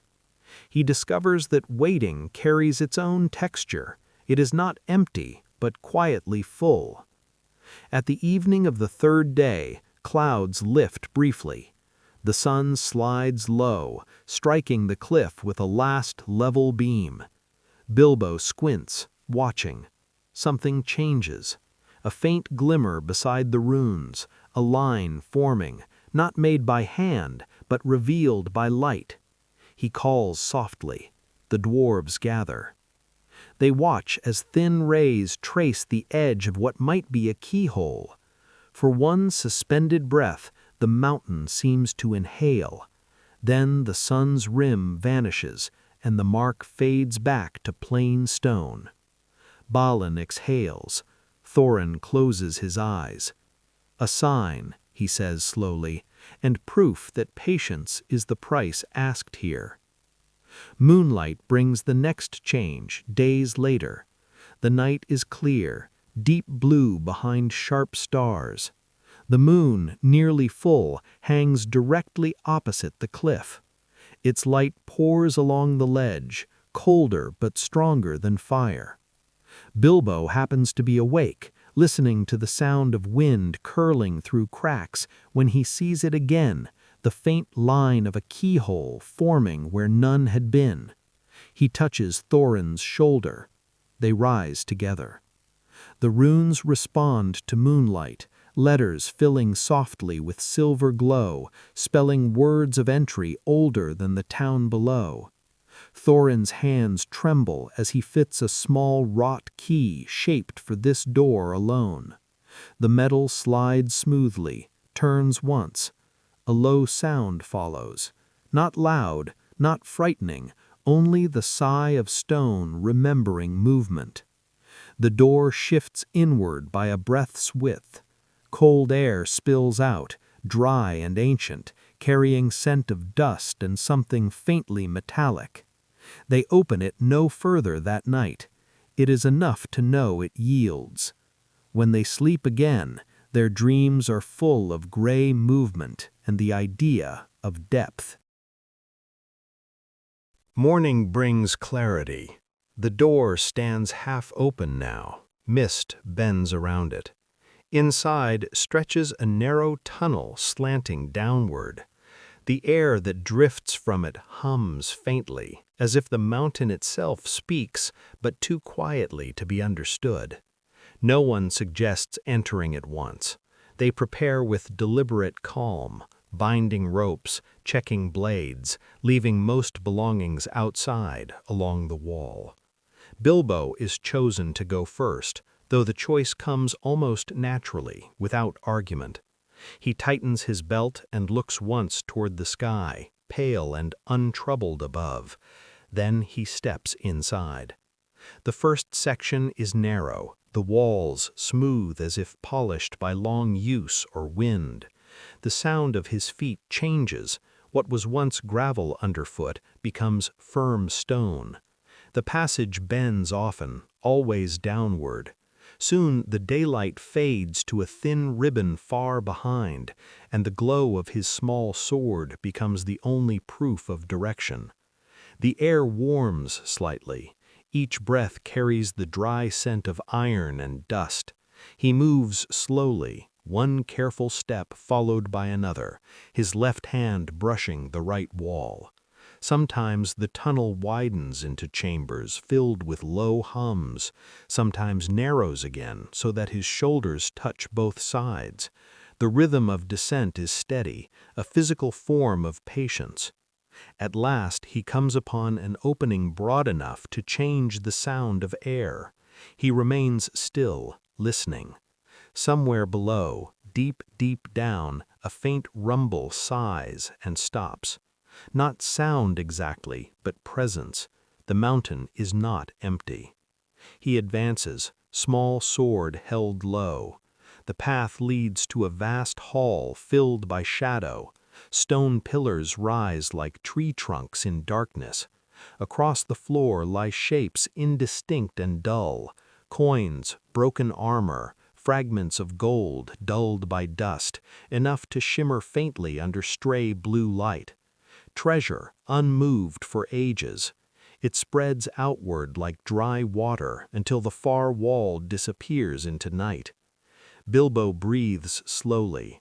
The air vibrates once, then again. From somewhere deeper comes another respiration, massive, measured, a rhythm too long to belong to waking creature.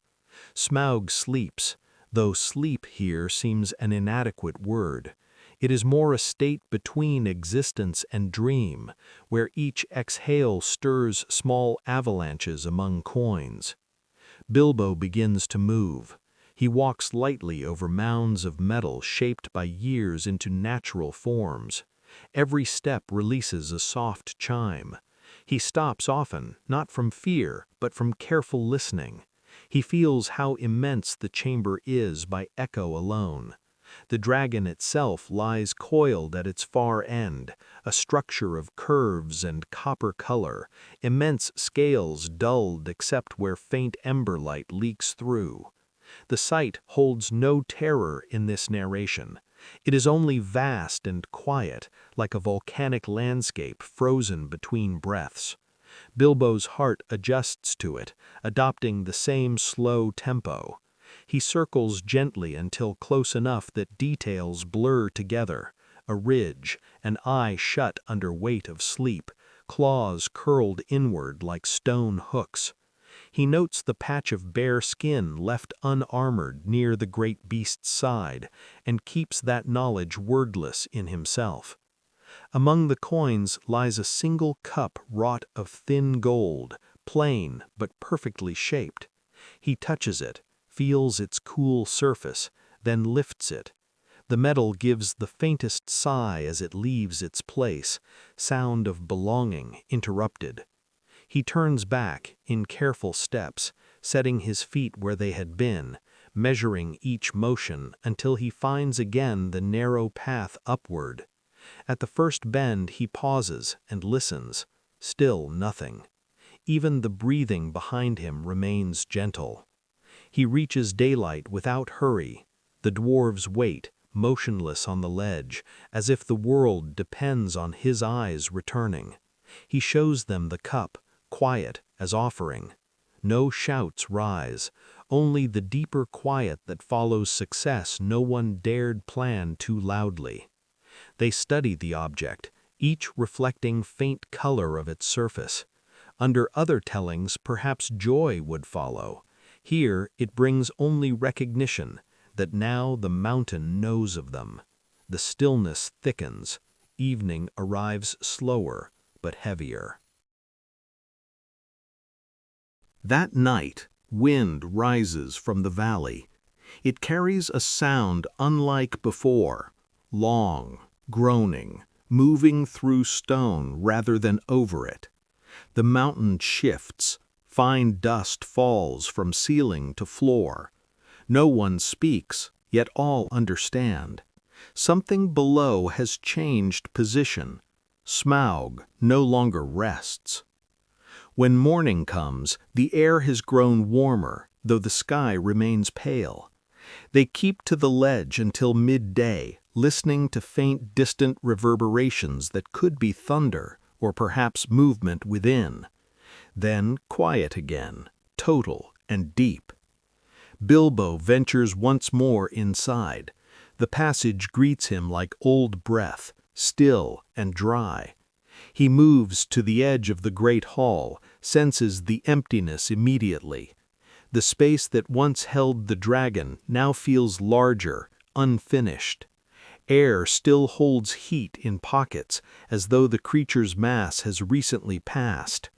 Far off he hears dull clatter, the sound of a tail sweeping treasure aside, echoing through side tunnels. He advances only far enough to see flickering red light licking the lower walls. It dances slowly, as if impatient but restrained. He retreats without sound, climbs back to the door, and steps again into mountain air so fresh it stings. Behind him, a faint tremor passes through the stone. One, then none. They wait through another night, sleepless but calm, the fire of their camp held small so its smoke hides among natural mist. Below, beyond stretches of ridge and valley, a line of faint flames appears for moments and fades, proof that the dragon now moves through the world it once only dreamed about. The company watches, not fearful, but still. Bilbo sits apart, the small golden cup between his hands. It feels neither prize nor burden, simply an object that existed there and now exists here. He studies how the moonlight pools in its curve, soft and clean, and how his reflection bends and disappears within. Somewhere beneath them, Smaug circles again through passages, restless. The mountain's rhythm changes. What was once breath becomes movement. What was once silence becomes low song in the distance. Yet the ledge remains calm. Wind traces along the wall, carrying small pieces of dust that catch starlight before falling away. Bilbo closes his hand around the cup. The metal is warm now, not from fire, but from touch. He sets it gently beside him, then lies back upon the stone. The sky above the ridge holds more stars than he can count. Each one burns steady, indifferent, endless. Between them he imagines faint paths, roots of light connecting every quiet point he has walked. They draw no picture, yet together they form something complete. Sleep comes carefully. The mountain continues its restrained humming. Smoke far below lifts and drifts east along the wind. Somewhere wings stir, massive, deliberate, and then fold again. The sound blends into dark until it is no different from waves against distant rocks. When dawn arrives, it brings no heat, only faint color spread like diluted gold upon the peaks. Everything appears unchanged except in memory. The door remains closed to the outer eye, open to the air behind it. Bilbo remains where he had been, breathing with the mountain, carried forward by a world moving slowly toward whatever waits next. Fire over the mountain and the river. Morning does not truly break on the mountain. It simply arrives, pale and undecided. Mist lies in thin sheets along the ledge. The air tastes faintly metallic, touched with smoke that has no visible source. The dwarves stand together near the door, quiet as carved figures. They know something has shifted deep inside the mountain, a rhythm newly awake. No sound yet of wings, only the mountains breathing, slow expansions of air emerging from cracks and clefts. Bilbo moves softly among them, his small shape disappearing against stone. He speaks little now, conserving words as if they might echo in the wrong direction. His eyes follow the valley below where the lake lies small and smooth, mauve-like in the morning's faint bronze. By midday the scent grows stronger. A tremor passes through the ledge, light enough to feel but not to fear. From the west slope, a line of thin smoke curls upward, winding into bright sky. It blends gently into the clouds, a mark only those watching for it would notice. The dwarves speak in low tones. Thorin's mouth forms careful phrases of plan. Balin nods. Fili and Kili peer over the edge in wonder. They prepare rope again, tools, small measures of food, a reflex born of journey rather than urgency. No one hurries. Waiting has become their way of living, and even danger follows that slow rhythm now. The air thickens near dusk. Warmth moves upward through stone, a dry heat like breath drawn from the earth itself. Then a deeper sound forms, a rolling hum that spreads rather than travels, expanding through air and bone until it fills every pocket of quiet. From the dark cracks beyond the hidden door, faint light flickers. Smaug stirs fully. The sound of scales shifting against treasure is like wind turning sand, slow and endless. Then silence, a pause that holds the weight of thought. When the explosion of motion comes, it is not violent, only vast. A gust of heat pushes outward, the mountain exhales. The travelers close their eyes, steadying themselves. Far below, red glow blooms through thin mist, reflecting off the lower cliffs in slow waves. It looks almost like dawn born in the wrong direction. The dragon emerges unseen, his movement more sensed than witnessed. Shadow flows across the slope, followed by faint current of warmer air as wings open and fold again. The shape rises, enormous but graceful, a drifting continent of bronze against dimming sky. Bilbo watches as it turns eastward, following the line of the same river that once carried barrels and quiet hope. Now it carries reflection of something burning. The dwarves do not speak.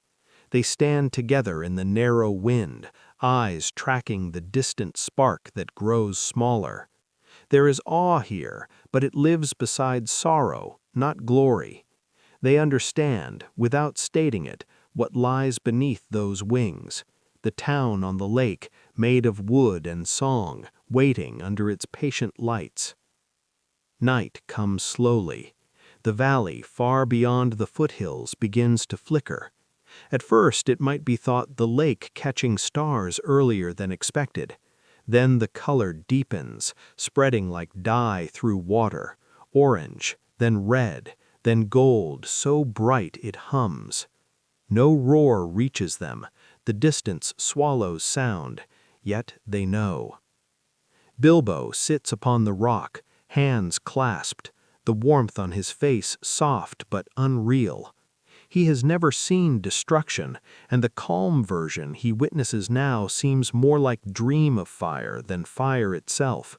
Expanding circles of light mirrored upon the lake's surface, fading one into the next until all becomes a slow pulse of amber moving beneath black sky.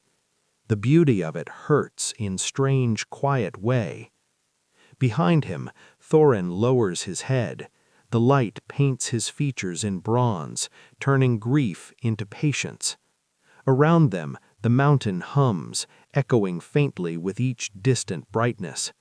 They wait that way for a long time, unmoving, until even the glow begins to shrink and the night resumes its slow claim of color.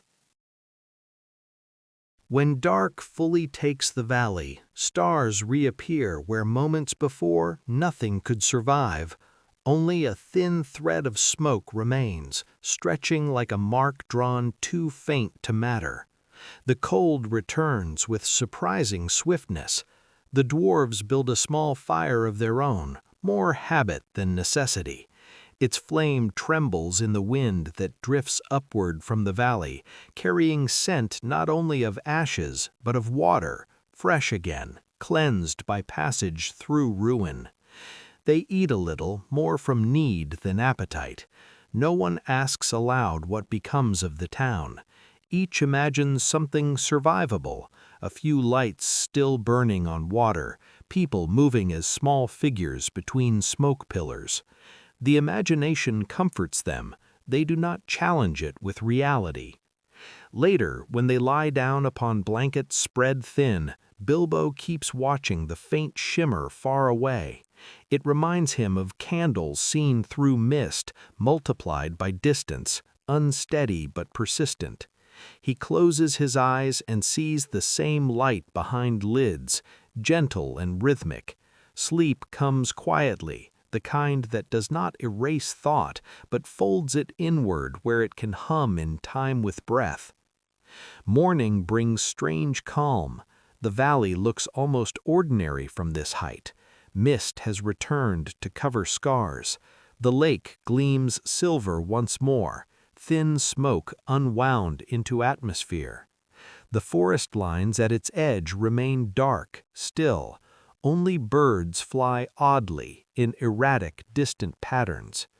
The company rises at first light. Thorin's voice is quiet. The older dwarves answer in short, certain words. Plans have clothed themselves again around grief. They will descend, explore the halls, seek proof that the mountain truly belongs to them again. Bilbo listens, but says nothing. He gathers his small pack, secures the hilt of his sword close against his side. The entrance yawns, cool and shadowed. The smoke that once drifted outward has gone. Inside, silence grows thick.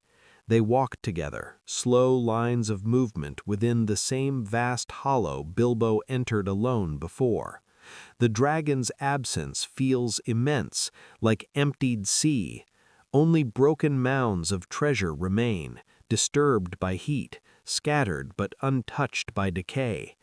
The air holds faint trace of burnt sweetness, a memory rather than a smell. They move carefully among the fragments, goblets overturned, jewels dulled by soot. Their footsteps ring out softly and fade. Balin begins to count under his breath. Ori marks symbols on stone, as if anchoring moment to record. Thorin touches a cracked crown that lies near what must have been the center of Smaug's rest, then leaves it be. No one speaks of possession. The treasure no longer glitters with the life it once had. It lies heavy, a field of memory spread against hard ground. In a far tunnel, wind slides past them, carrying faint echo from outside, a whisper deeper than speech. He listens and thinks it sounds not unlike the water that first led them here, the same rhythm repeating through new spaces. He follows it toward the opening that looks east. From there he can see the valley slowly filling with ordinary day, edges softened by low cloud. The landscape holds a strange calmness after fire, no trace of flame, only a clarity that seems unfamiliar. The lake mirrors every shape with unnatural precision, as though aware that something significant has passed above its surface and wishes to remember it entirely. Toward afternoon, they rest by an outer wall where air enters freely. The sun dips again, and light crosses the chamber in heavy beams. Dust rises and swirls, each mote bright as gold, and yet unimportant. Bilbo watches it drift, the dance of countless small fragments moving in patterns no one guides. He thinks about the dragon, how its leaving looked less like rage and more like inevitable breath. He decides that not all endings must arrive with noise. Some vanish with the grace of wind losing energy among hills. The thought comforts him without reason. Night descends once more, gentle, tired. The company lights a single torch to mark their camp within the ruined hall. The sound of the mountain has changed again, softer now, freer, as if air moves more easily through space no longer claimed by heartbeats larger than itself. The dwarves sleep in small circles, forming pockets of warmth around fading embers. Bilbo stands for a while near the tunnel mouth.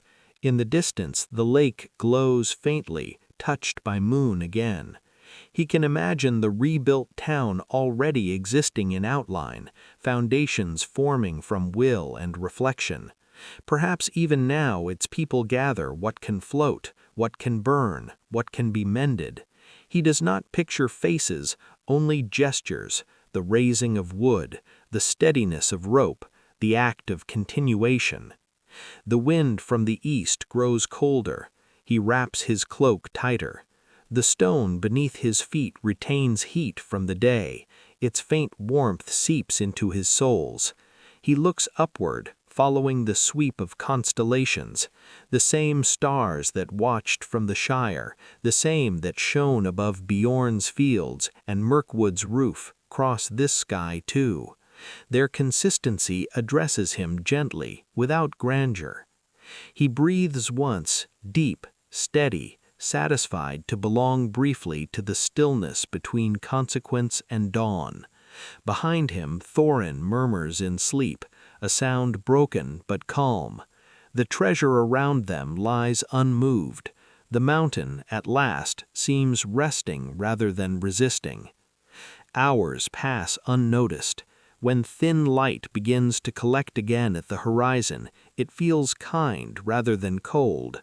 Full day will bring visitors and choices, the echo of wings replaced by footsteps from men below, but for now the world holds quiet, wrapped in cool air that carries faint traces of ash and water.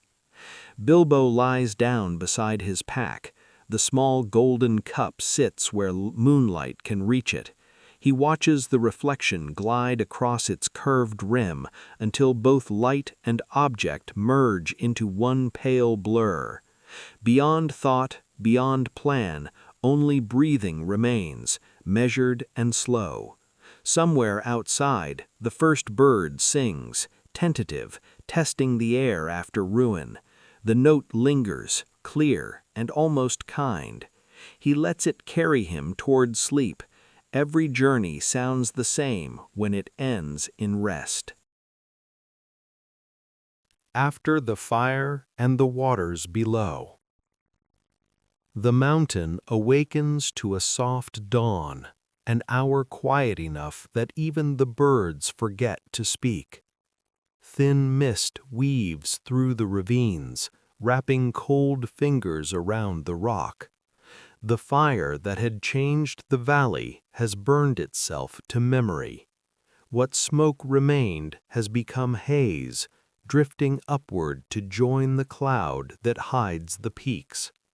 From this height, nothing of violence is visible, only the simple gray breathing of the earth. Bilbo wakes before the dwarves, moves to the ledge, and sits facing east. Below him, the lake stretches wide and calm. A faint shimmer crosses its surface, like skin rebuilding over a wound. He can taste the air, traces of ash, faint salt of tears possibly never shed, and water clean enough to start again. When he closes his eyes, the memory of flame rewrites itself into a slow pulse of color, gold, then red, then nothing. Behind him, the mountain murmurs. The dwarves rise one by one. They speak in steady tones, almost whispers, following a rhythm that has settled among them like a shared instinct. Thorin's eyes glow faintly in the half-light, determined yet weighed by invisible stone. Without instruction, They begin placing remnants of the camp into neat rows, tools, ropes, small sacks of dull treasure. The work is almost ceremonial, patient as breath. When the sun finally clears the ridge, its light falls pale on stone. The warmth barely reaches them, but illuminates what lies far beneath. On the lake there are new lines, dark streaks marking where rafts and boats have moved. The company cannot see people, only movement, but movement itself proves life. Thorin watches longest. He says nothing, only breathes out, and Bilbo feels the subtle change in the air. By midday, they descend, following narrow tracks worn smooth under old dwarven boots. In the deeper corridors, crystal dust glitters, pressed into seams by ages. Their footsteps fill the ancient hallways with soft echoes that weave around each other, fading back into patience. No song arises here. The mountain's new silence is too full already. When they reach the valley mouth, the light expands again. A wide plain stretches ahead, bordered by what remains of forest and river. The river no longer smokes, instead it glows faintly in steady motion, sliding through ruin back to ordinary purpose. They pause on a rise. Below, near the lake's curve, dark specks begin to move, groups of men and women walking together, collecting what can float, raising structures of timber and hope. Even from a distance, the pattern is clear: repetition of hands carrying, lines joining, work beginning again. The sound reaches them later, muted by space, a low collective hum of rebuilding. It has no melody, only endurance. The dwarves watch in silence. Some bow their heads out of respect. No one claims victory, for victory has no color left to show. Bilbo feels an odd calm seeing them, one that stretches somewhere beyond pity, admiration perhaps, for the simple act of staying. They leave the valley's edge and return higher, settling within the outer chambers near daylight, a middle place between mountain and world. For several days they remain there. The weather shifts softly, mist becoming drizzle, drizzle thinning to bright air. The lake below changes tone each morning, silver to gray to blue, but always smooth. No storms come. Even the wind behaves gently. During these quiet days, visitors arrive. First, elves, moving like pale shadows through the forested passes. Then men of the lake, carrying small banners stitched hurriedly from sailcloth and rope. Words pass between them, soft but steady, building like waves on distant water. A need grows from beneath the talk, one seeking recompense, another reclaiming right. Yet in this calm telling, even conflict speaks softly, measured, tired at heart. Bilbo listens more than he speaks. He moves among them, sharing fire, bread, and silence. The elves regard him with mild curiosity, their eyes reflecting green so deep it feels bottomless. The men nod in respect, unsure what he represents, yet drawn to the steadiness he carries. He answers with gestures rather than sentences. Communication becomes a quiet between glances. At night, the temporary camps form constellations of light farther down the valley. Each flame, small and trembling, mirrors the stars above. Bilbo watches them until eyes blur. He cannot tell which lights belong to earth and which to sky. The feeling comforts him. News gathers more quickly than bodies. Rumor of the dragon's death travels east and south. The idea of treasure calls to restless ears. Soon more feet press old ground, and armies shape themselves around stories rather than truth. But even this forming carries the slow rhythm of inevitability. Tents set in circles, banners raised without noise, armor dulled with dust and rain. The valley becomes populated not with strangers, but with possibilities waiting for instruction. Torin changes during these days. The patience that once lived easily in him folds inward, replaced with focus that tightens every gesture. He walks the stone corridors often, fingers trailing along engraved walls, eyes narrow but bright. His words diminish, yet weigh more when spoken. Balin follows softly, always near enough to hear, but never to hinder. Bilbo keeps distance, sensing tides beyond his reach. Evenings bring meetings in half-lit halls, where the dwarves discuss numbers, paths, and gates. Their voices echo through carved spaces like water rolling pebbles. Bilbo hears but seldom understands. He spends more time near the openings where air enters, drawing comfort from what lies beyond. The valley lights flicker there, promising simple life untouched by gold. One morning, men arrive bearing a white flag made from cloth of sails washed clean. They bring no threat, only request. The conversation that follows holds no shouting. It unfolds in calm statements, pauses, and listening. Yet every line of meaning towers higher, claims, debts, the language of need. Bilbo feels the space between words widening like the river in flood. When the visitors depart at dusk, the air between mountain and lake thickens, though no rain falls. The next days grow slower still. Clouds gather low, drifting across the peaks as blankets drawn against suspicion. Elven banners bend slightly in the damp air. Human fires smoke rather than burn. No blades flash, yet preparation hums beneath every heartbeat. They wait, all of them, for a first signal none wishes to give. Bilbo finds himself walking the outer path each evening, tracing the same loop along stone ledge. The repetition calms him. Sometimes he talks softly to the night without expecting answer. He speaks of the Shire, of gardens and windows, of round doors catching morning light. The mountain responds with distant echoes, turning his words into thin, gentle music. He feels less alone then. On the morning when balance finally shifts, it does so quietly. A scout returns, wet from mist, saying others advance from the south. New forces drawn by scent of rumor rather than right.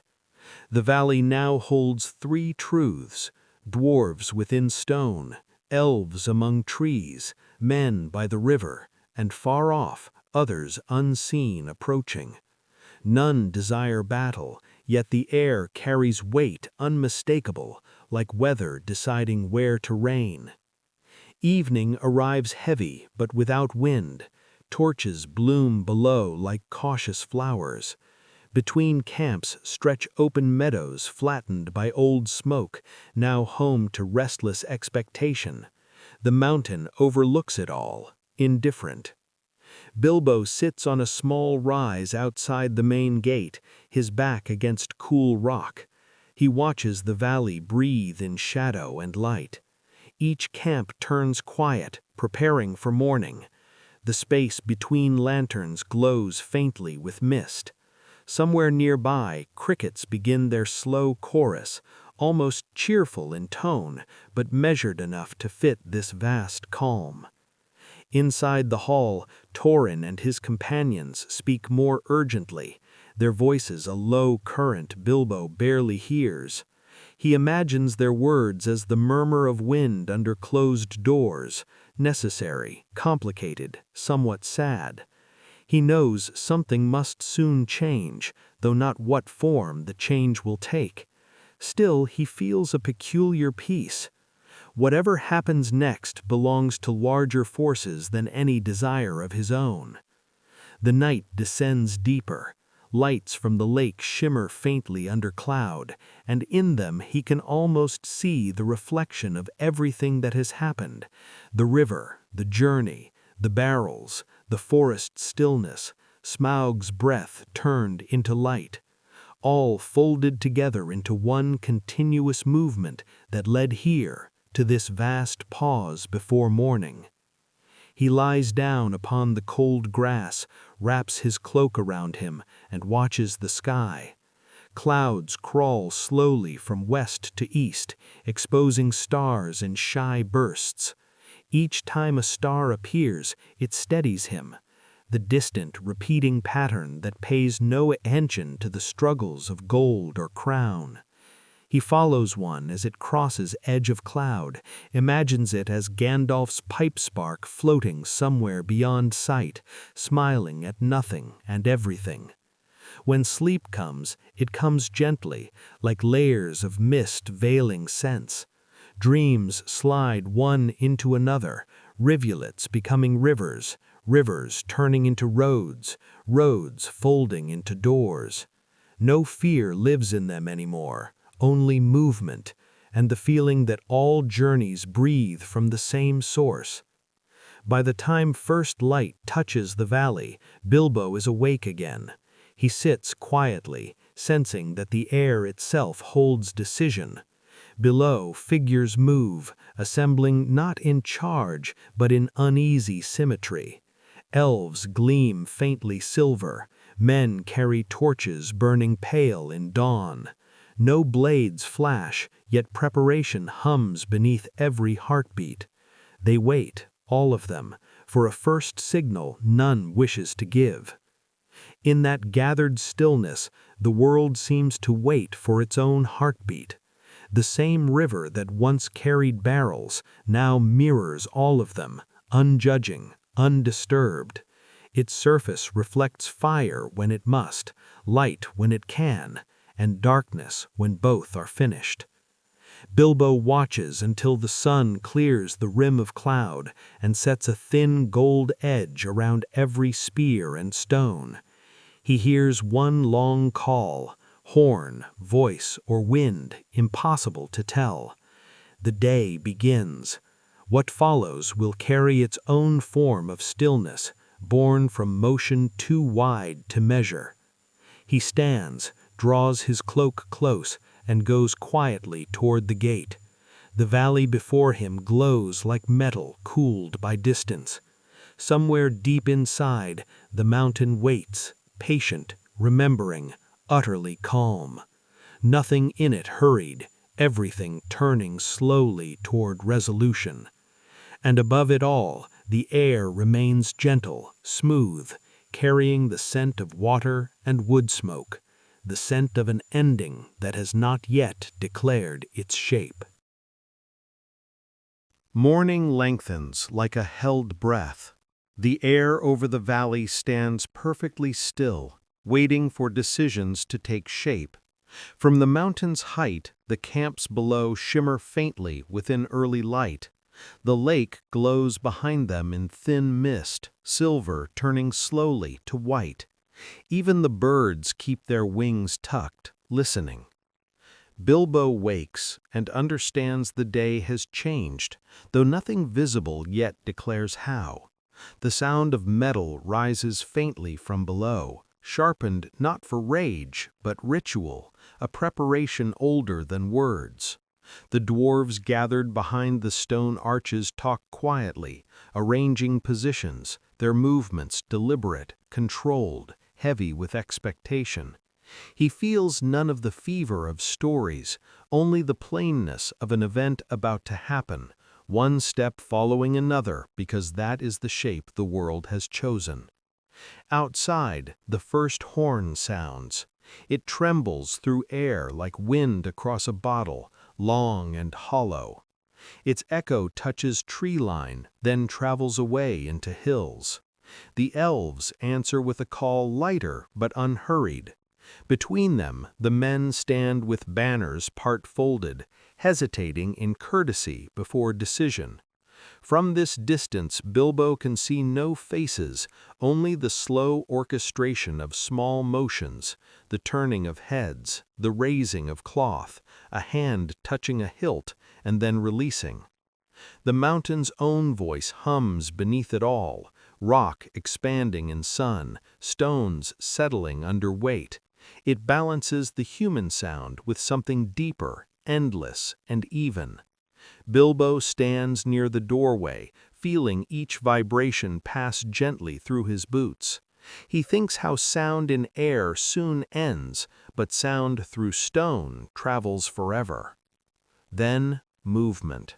Lines begin to shift, not charging but reforming, each side shaping itself according to nerve and need. The pale armor of the elves catches light like scattered frost, the men's gear duller, the color of the lake bed, the dwarves within the gate all shadow, their outlines woven with the mountain itself. When at last leaders walk forward between the armies to speak, they look less like enemies than mirrors of one another, each carrying fatigue of long years and distance traveled. Words begin, soundless from where Bilbo stands, yet he can feel the rhythm of speech measured by patience, then touched by refusal, then softened again by listening. There is no sudden roar, only murmurs folding into murmurs. The negotiation becomes almost a ceremony of breathing. Inhale, pause, release. Another pause. But still it cannot become peace. Intentions crowd too closely, history presses upward through soil. When the moment finally breaks, it breaks gently. The elven ranks glide backward a few steps, the men lower their banners, the dwarves inside the gate tighten their line. It is enough to change air into tension. Nothing louder occurs. And then, like weather obeying hidden signal, darkness moves over mountains beyond them, shapes not of cloud, but of wings that blot the sun. The first shadow passes so slowly that at first they think it part of sky. Then the cry pours down, not human, not animal, deep as caverns, sharp as ice. The conversation below collapses into warning, horns blended now into a single long tone that carries through valley like river striking metal. The goblins have come, and with them hosts of crawling shapes, unseen since elder days. But even in this retelling, it does not rush. It arrives as tide arrives, steady, inevitable, drawn by gravity rather than rage.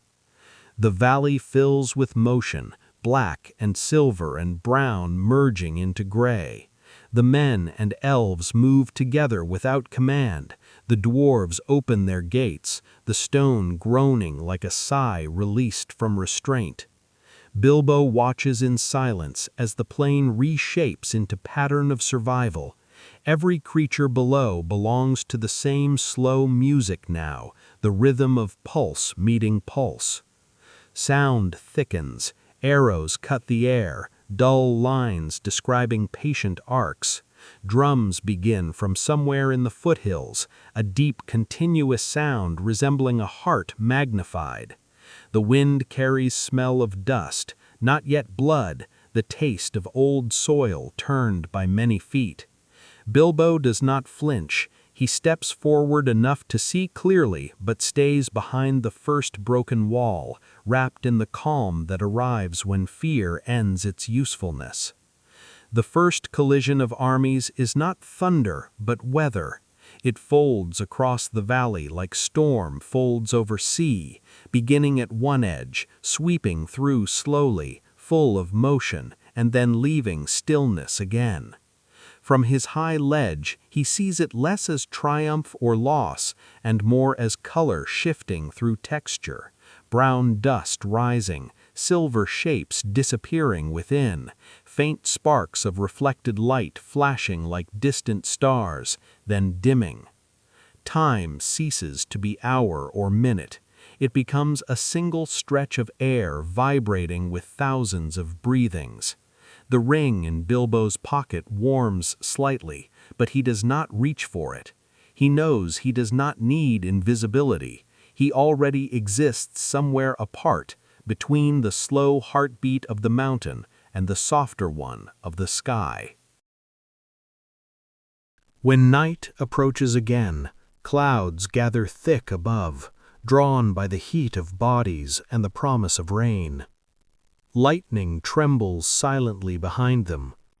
No thunder reaches this narration, only color, brief, white, then gone. The battle continues under that faint illumination, each flash freezing movement into sculpture for a fragile instant. Elves bent in grace, men hidden under shields, dwarves unyielding, goblins spilling forward like shadow imitating shape. Then darkness resets. Sometime before midnight, a sound different from all others rises, the unmistakable, unmeasured roar of sudden air displaced by wings too wide for the valley. It sweeps close enough to bend trees, to scatter dust into separate lines. Bilbo closes his eyes. He feels instead of sees the great birds descending from the north. Eagles drawn by whatever call silence makes when it can no longer remain alone. In their arrival there is no theatrics, only balance. Light meeting shadow, sky reclaiming the space that stone and fire had borrowed for too long. When rain finally begins, it falls steady and straight, soaking dust into earth, cooling metal to gray. The noise softens, the valley exhales. The armies that remain standing draw apart, not through decision but exhaustion transformed into respect. No declaration ends it, it simply ceases to continue, as if even conflict yields to rhythm. Bilbo walks among them in early dawn. The ground underfoot feels porous, gentle, already absorbing memory. Smoke curls off extinguished torches, mixing with low fog. He moves without aim, the ring untouched, his small steps parting puddles that reflect dull red and pale yellow remnants of fire. No cries reach him now, only occasional clatter of loose armor shifted by wind. Around him, shapes kneel, rise, tend, and carry without instruction. He finds Thorin later, inside a shallow hollow of stone. The dwarf's face is quiet, eyes following unseen lines on the wall. Their words are simple, few, weightless. Between them falls long silence that means every necessary thing. When Bilbo leaves him to rest, the first hints of light touch the far ridge and turn rain into threads of silver. Days compress after that. No tally, no recounting, just the steady rhythm of healing, sorting, breathing. Elves build shelters of cloth and willow. Men dig graves not as duty, but as continuation of the same act of building. The dwarves carry what can be mended into deep halls. The mountain hums again with different music, hammer against stone, steady but not proud, a lullaby more than an anthem. Bilbo helps where he can, tying ropes, carrying water, listening. He speaks often to no one, allowing thoughts to dissolve into air. The nights grow cooler, gentler. Stars return in their full weight, filling every drop of sky. The lake, when seen at distance, shows no trace of flame, only calm reflection that forgets deliberately. When Thorin's time ends, it ends quietly. The hall filled with companions hums low, voices recite and fade. Bilbo stands apart, unable to name what he feels, neither grief nor emptiness, perhaps one contained inside the other. He understands that silence can hold both loss and gratitude without choosing between them. He bows once, slow and steady, the movement of leaf sinking to still surface of water. Afterward, the valley begins to empty. Elves turn west, their paths silver threads vanishing between trees. Men drift back to what will someday be their town again. The dwarves remain to guard and rebuild, their laughter rare but sincere when it comes. The air lightens. Birds venture closer each morning, first one, then many, filling distance left behind by drums. Bilbo spends one final evening beside the river. The water flows clear, smooth over round stones polished by years. He removes his shoes, holds his feet in the current, feeling chill turn to comfort. Reflections move gently across the surface, the tall shapes of mountains above him melting into pale ribbons. He cannot tell where reflection ends and river begins, and decides it does not matter. Around him, late summer insects sing their brief songs. The wind carries scent of pine and earth rinsed clean. He recalls every sound from his journey and finds each one still living within the same air. The whistle from Gandalf's tea kettle, the hummed dwarven tunes, the beating of dragon wings reduced now to memory softer than breath. All of them folded into this single evening, equal and at rest. The sun sets slowly. Light gathers on the lake like apology turning to acceptance. Above, a single star brightens sooner than the rest. Its reflections stretch long and broken upon the current near Bilbo's knees. He smiles, faintly, understanding that even a star appears uncertain when viewed through moving water. When he finally returns to the camp, torches burn small among stones. No shouts, no music, just the rustle of simple living continuing on. He wraps himself in his blanket, closes his eyes, and breathes. Somewhere far below, the river meets the lake again, spreading into stillness that carries no echo of war. Somewhere far above, the mountain holds its emptiness with grace. In between, a hobbit sleeps. The same motion that once began at a hill beneath a green door, now completing another small circle of calm. The world relaxes around him. Every sound turns weightless. Soon it is only wind moving through valleys, always the same, always changing, promising nothing, forgiving everything. Morning comes without edges. The light over the mountain slips through haze, gathering carefully, as if afraid to startle the stone that still sleeps. Bilbo opens his eyes and feels the air already changing, warm, generous, carrying scents more earthy than mineral. Autumn approaches, blending gold and gray in even balance. It is a good day to begin walking again. The camp below is almost gone. Elves have left their soft-lit tents. Men have carried supplies toward the plain. Only faint tracks remain, pressed into damp ground and filled now with puddles from night rain. Every mark begins to fade back into the same pattern of creation as before. Wind's designs, footprints of small animals, the round patches where grass will soon return.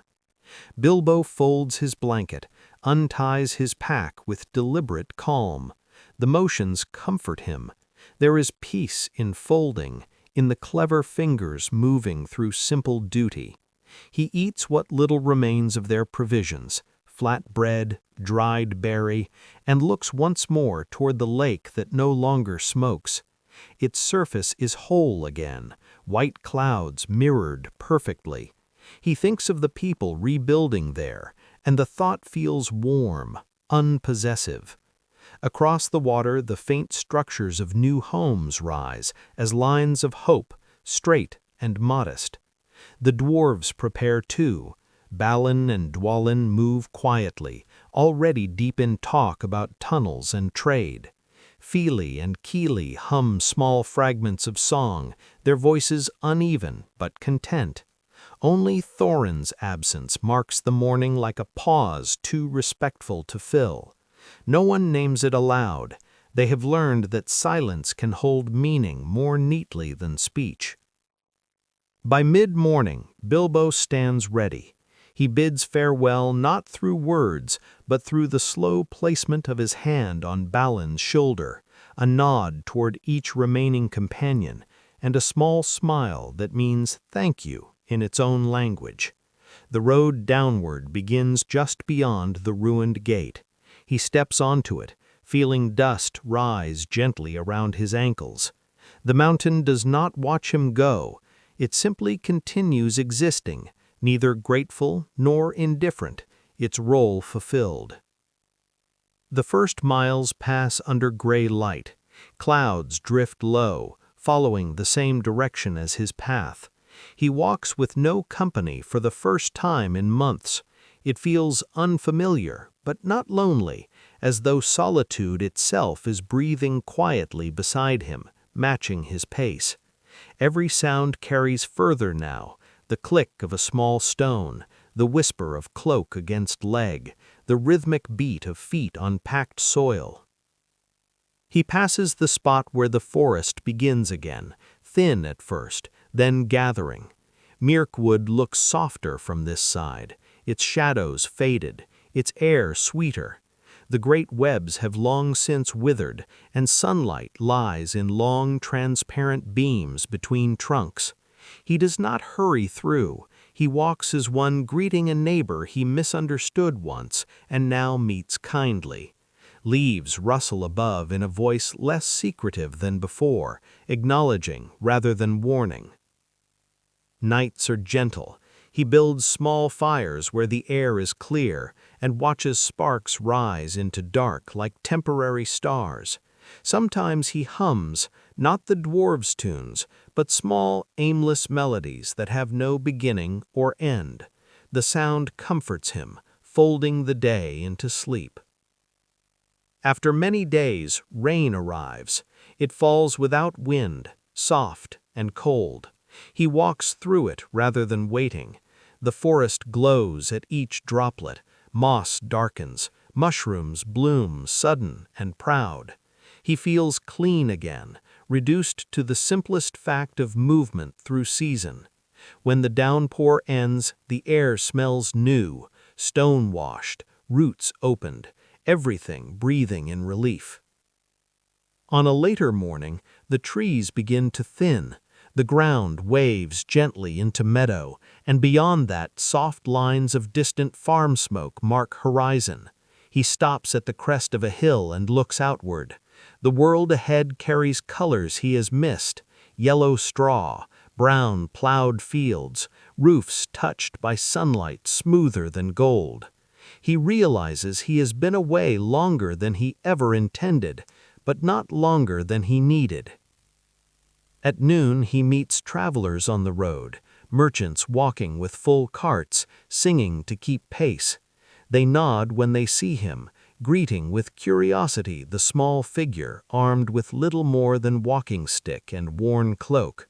He greets them with simple politeness, exchanging words about weather and crops. They move on, their voices fading gently into air. For a while the sound lingers like another form of wind.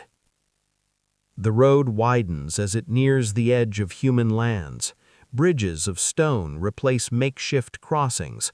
Milestones appear regularly.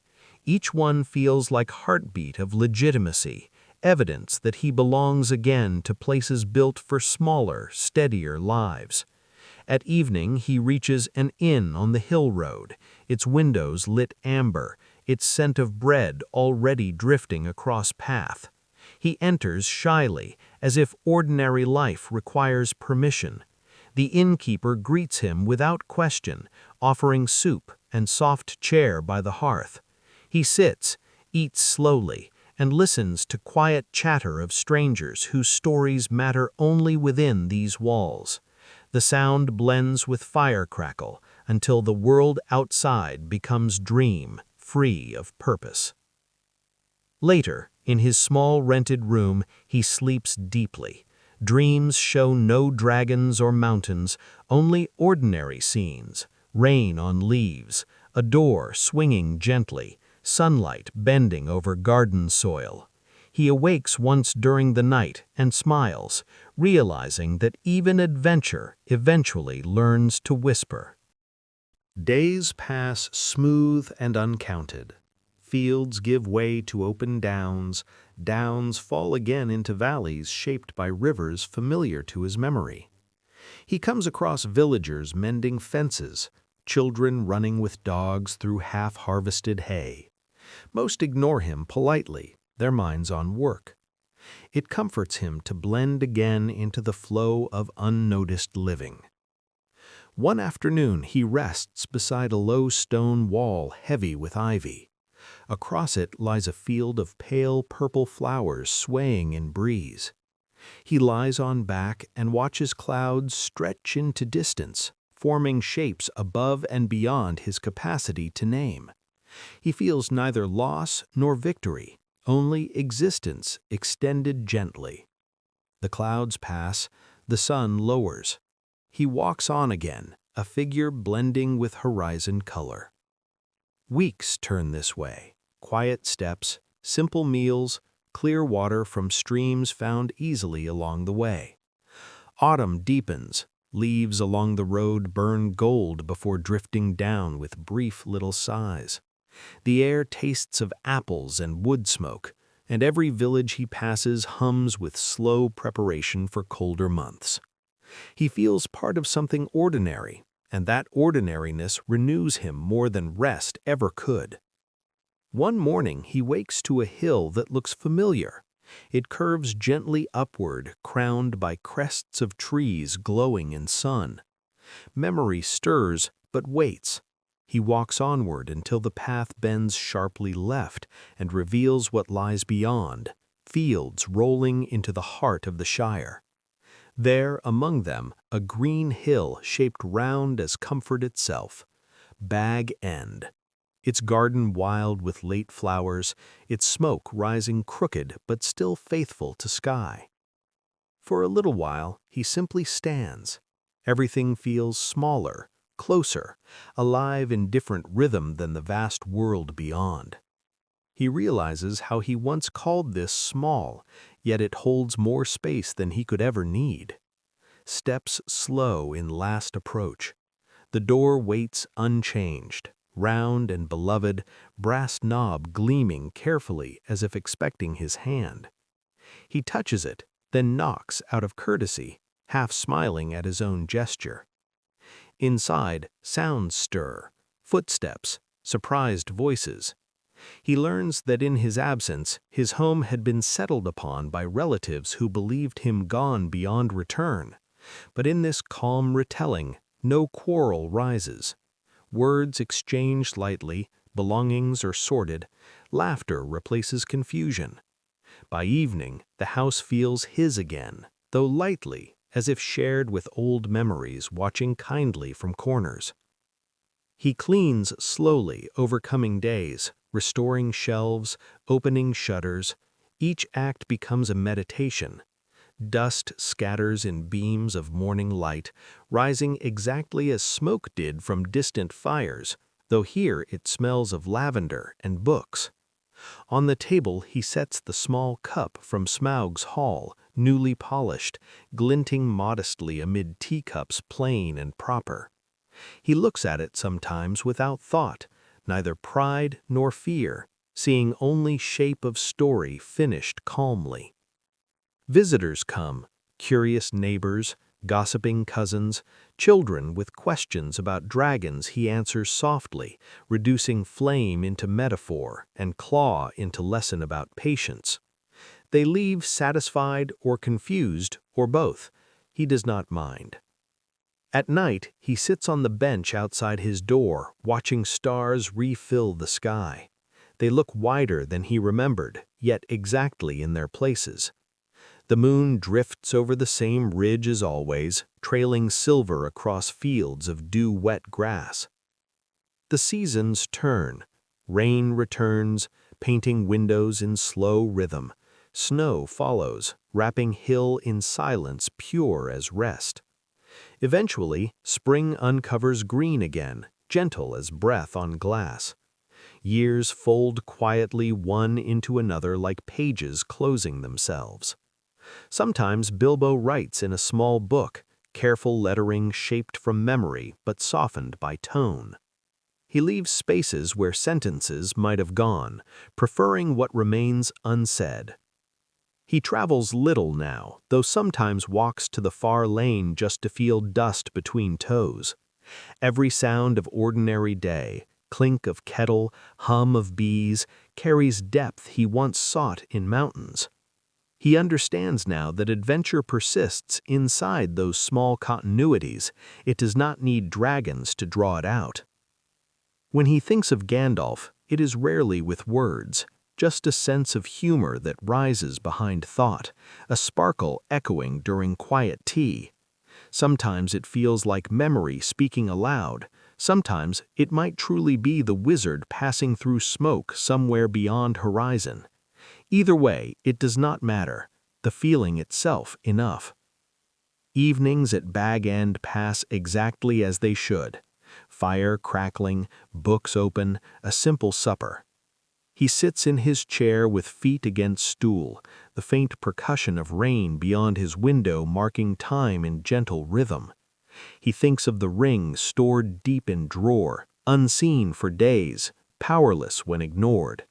It feels lighter with each season, until he forgets entirely what meaning it once held besides being a circle of plain metal.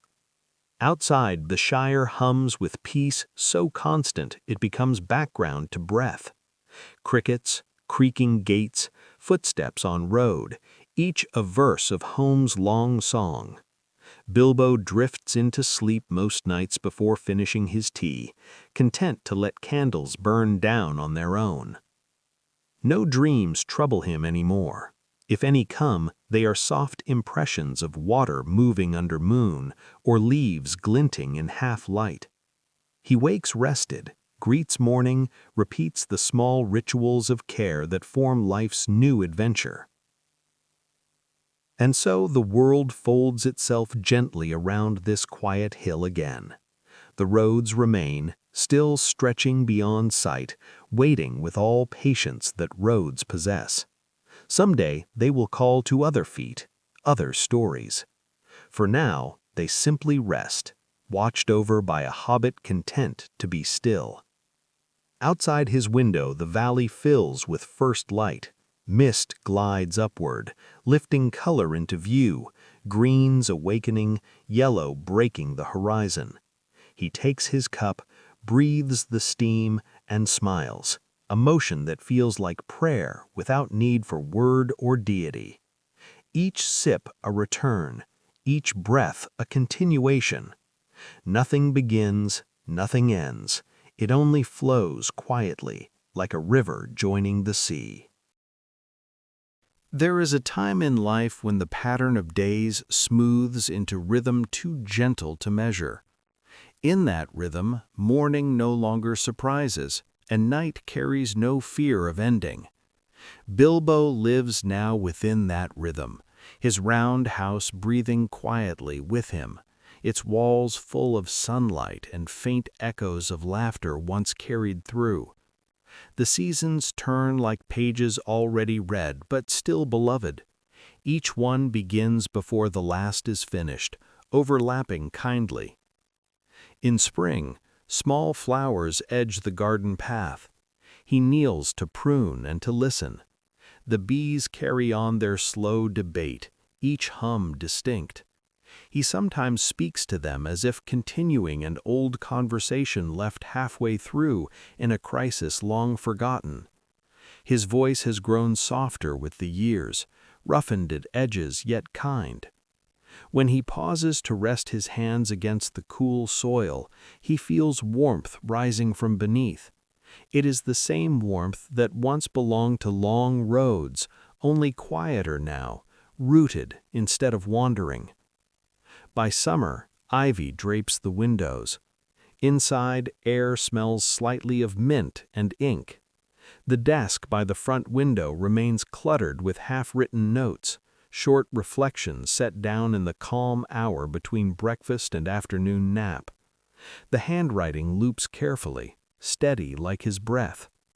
He writes not to record greatness, but to remember texture, the taste of forest rain gathering on lips, the amber shadow cast by barrels adrift on moonlit water, the tremor of stone before wing. Each detail he writes and then leaves open like seed upon paper, content that someone else may or may not read. The book itself feels alive under his hand, swelling faintly where pages thicken with time. Often a knock echoes through the door. Neighbors bring loaves, ask advice about soil or weather. Children lean forward on tiptoe, curious about the Hobbit who once went out. He never denies the stories, only speaks them down to human scale. The dragon, when described, becomes a wind mistaken for voice. The treasure becomes persistence of warmth when the world grows cold. The journey turns into long meditation about returning home. The children listen until eyes grow sleepy, and the rhythm of his speech blends with the creak of floorboards. He smiles as they leave, the house filled again with quiet. In late afternoons he often walks past the gate, down the lane lined with hedge and wild roses. The air hums different each day. Sometimes distant laughter drifts from far fields, sometimes only wind. He feels the weight of distance not as burden, but as proof of having moved once through such vastness. He remembers the map of that distance, how sound changed, how smells carried, how stars rearranged. It no longer calls him outward, it simply breathes inside his chest like an echo harmonizing with heartbeat. When rain arrives, the house sings its wooden song. He watches droplets slide down round glass, forming rivers that curve like remembered paths over mountain stone. The fire crackles softly. He learns the precise timing of kettle upon boil, the small lift of lid, the single pop of escaping steam.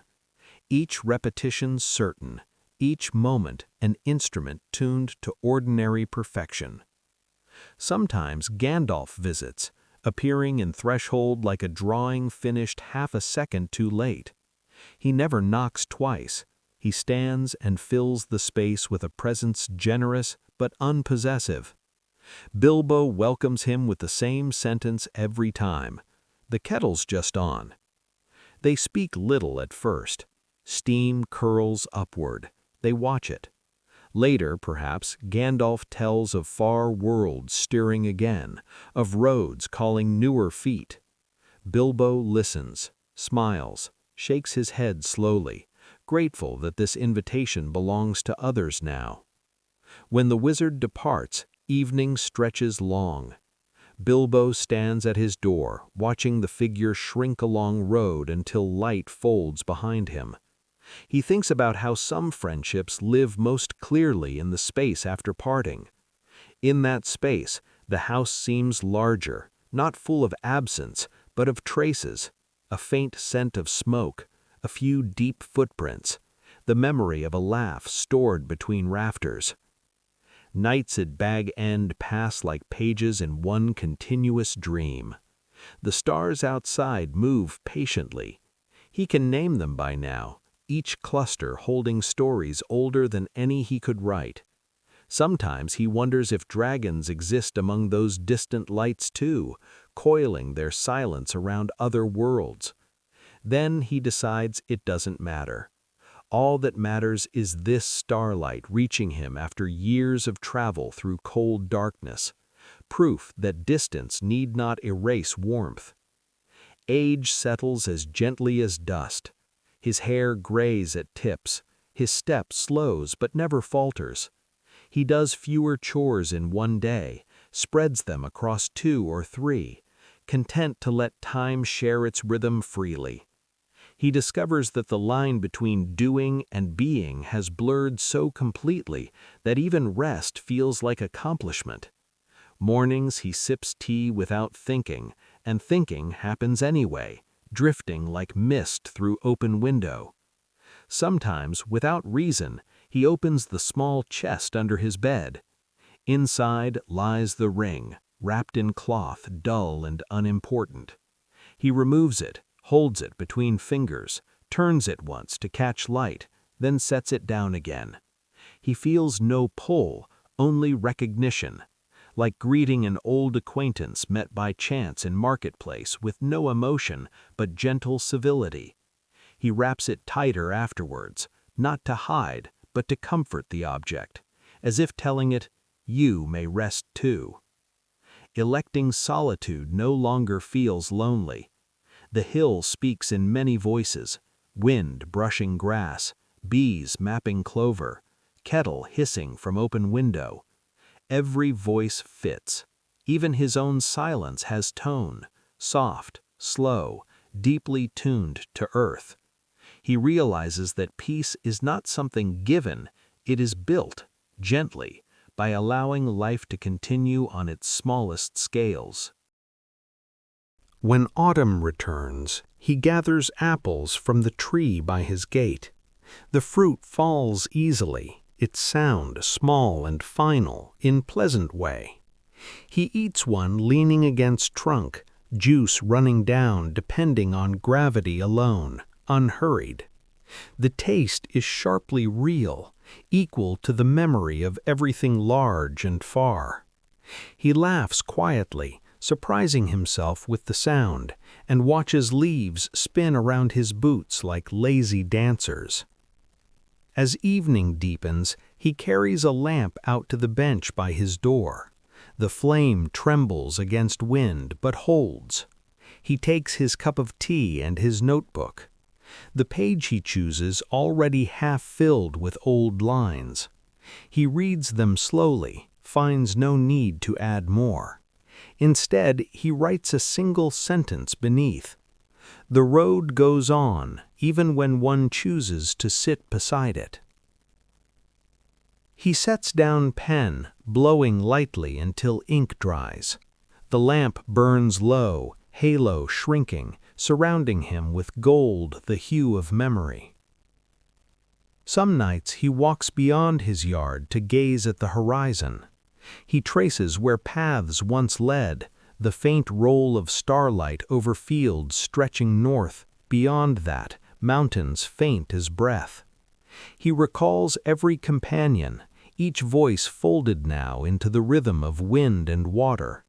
He whispers their names without sorrow, a litany of gratitude.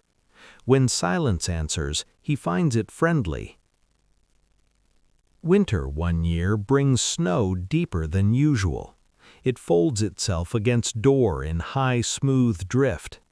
Bilbo digs a path out, smiling at the effort, each shovel stroke a small echo of great deeds now healed into simplicity.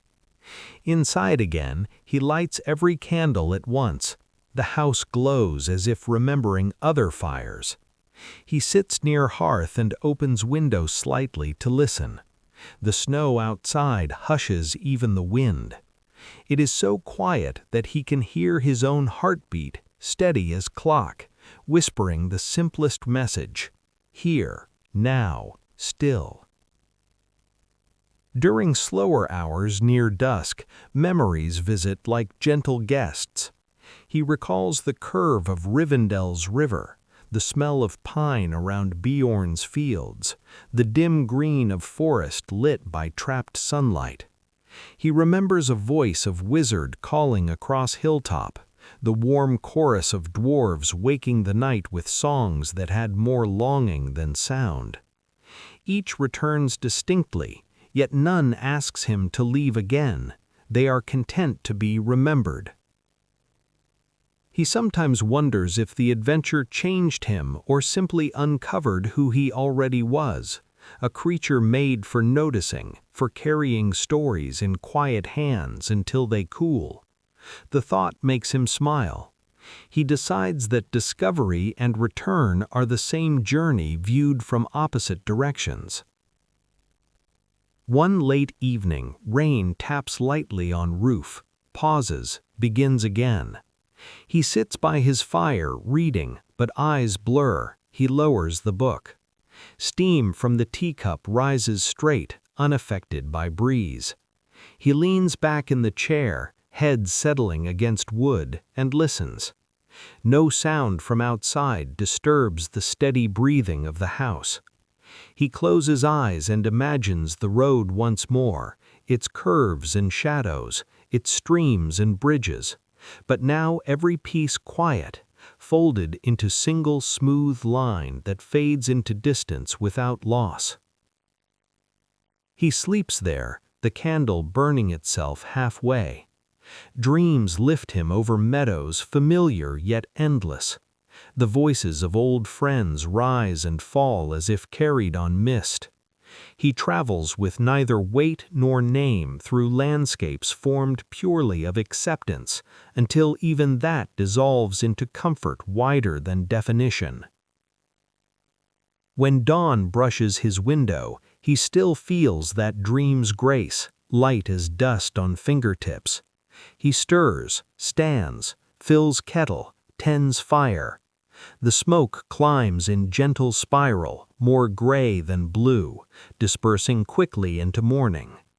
Outside, hills shine pale green under newborn sun. The smell of wet grass drifts inside. He inhales deeply, a quiet promise from world to self. Another day begins exactly as it should.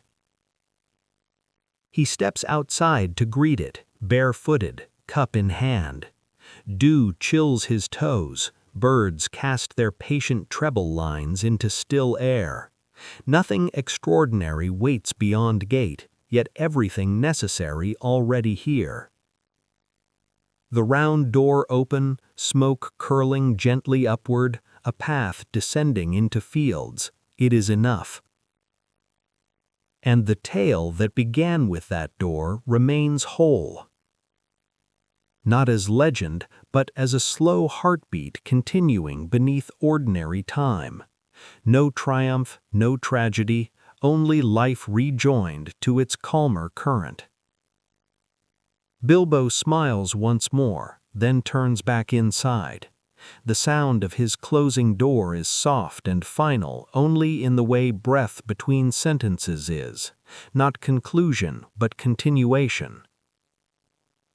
The wind slides around the hill and moves on.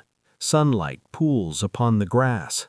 All roads stretch outward, waiting quietly, their patience eternal, their purpose simple, to carry those who need them and to watch kindly those who choose to stay. And beneath that patient sky, Bag End stands in perfect stillness, a round shape inside a round world, breathing, remembering, resting. Everything has found its proper pace again, slow, steady, unbroken.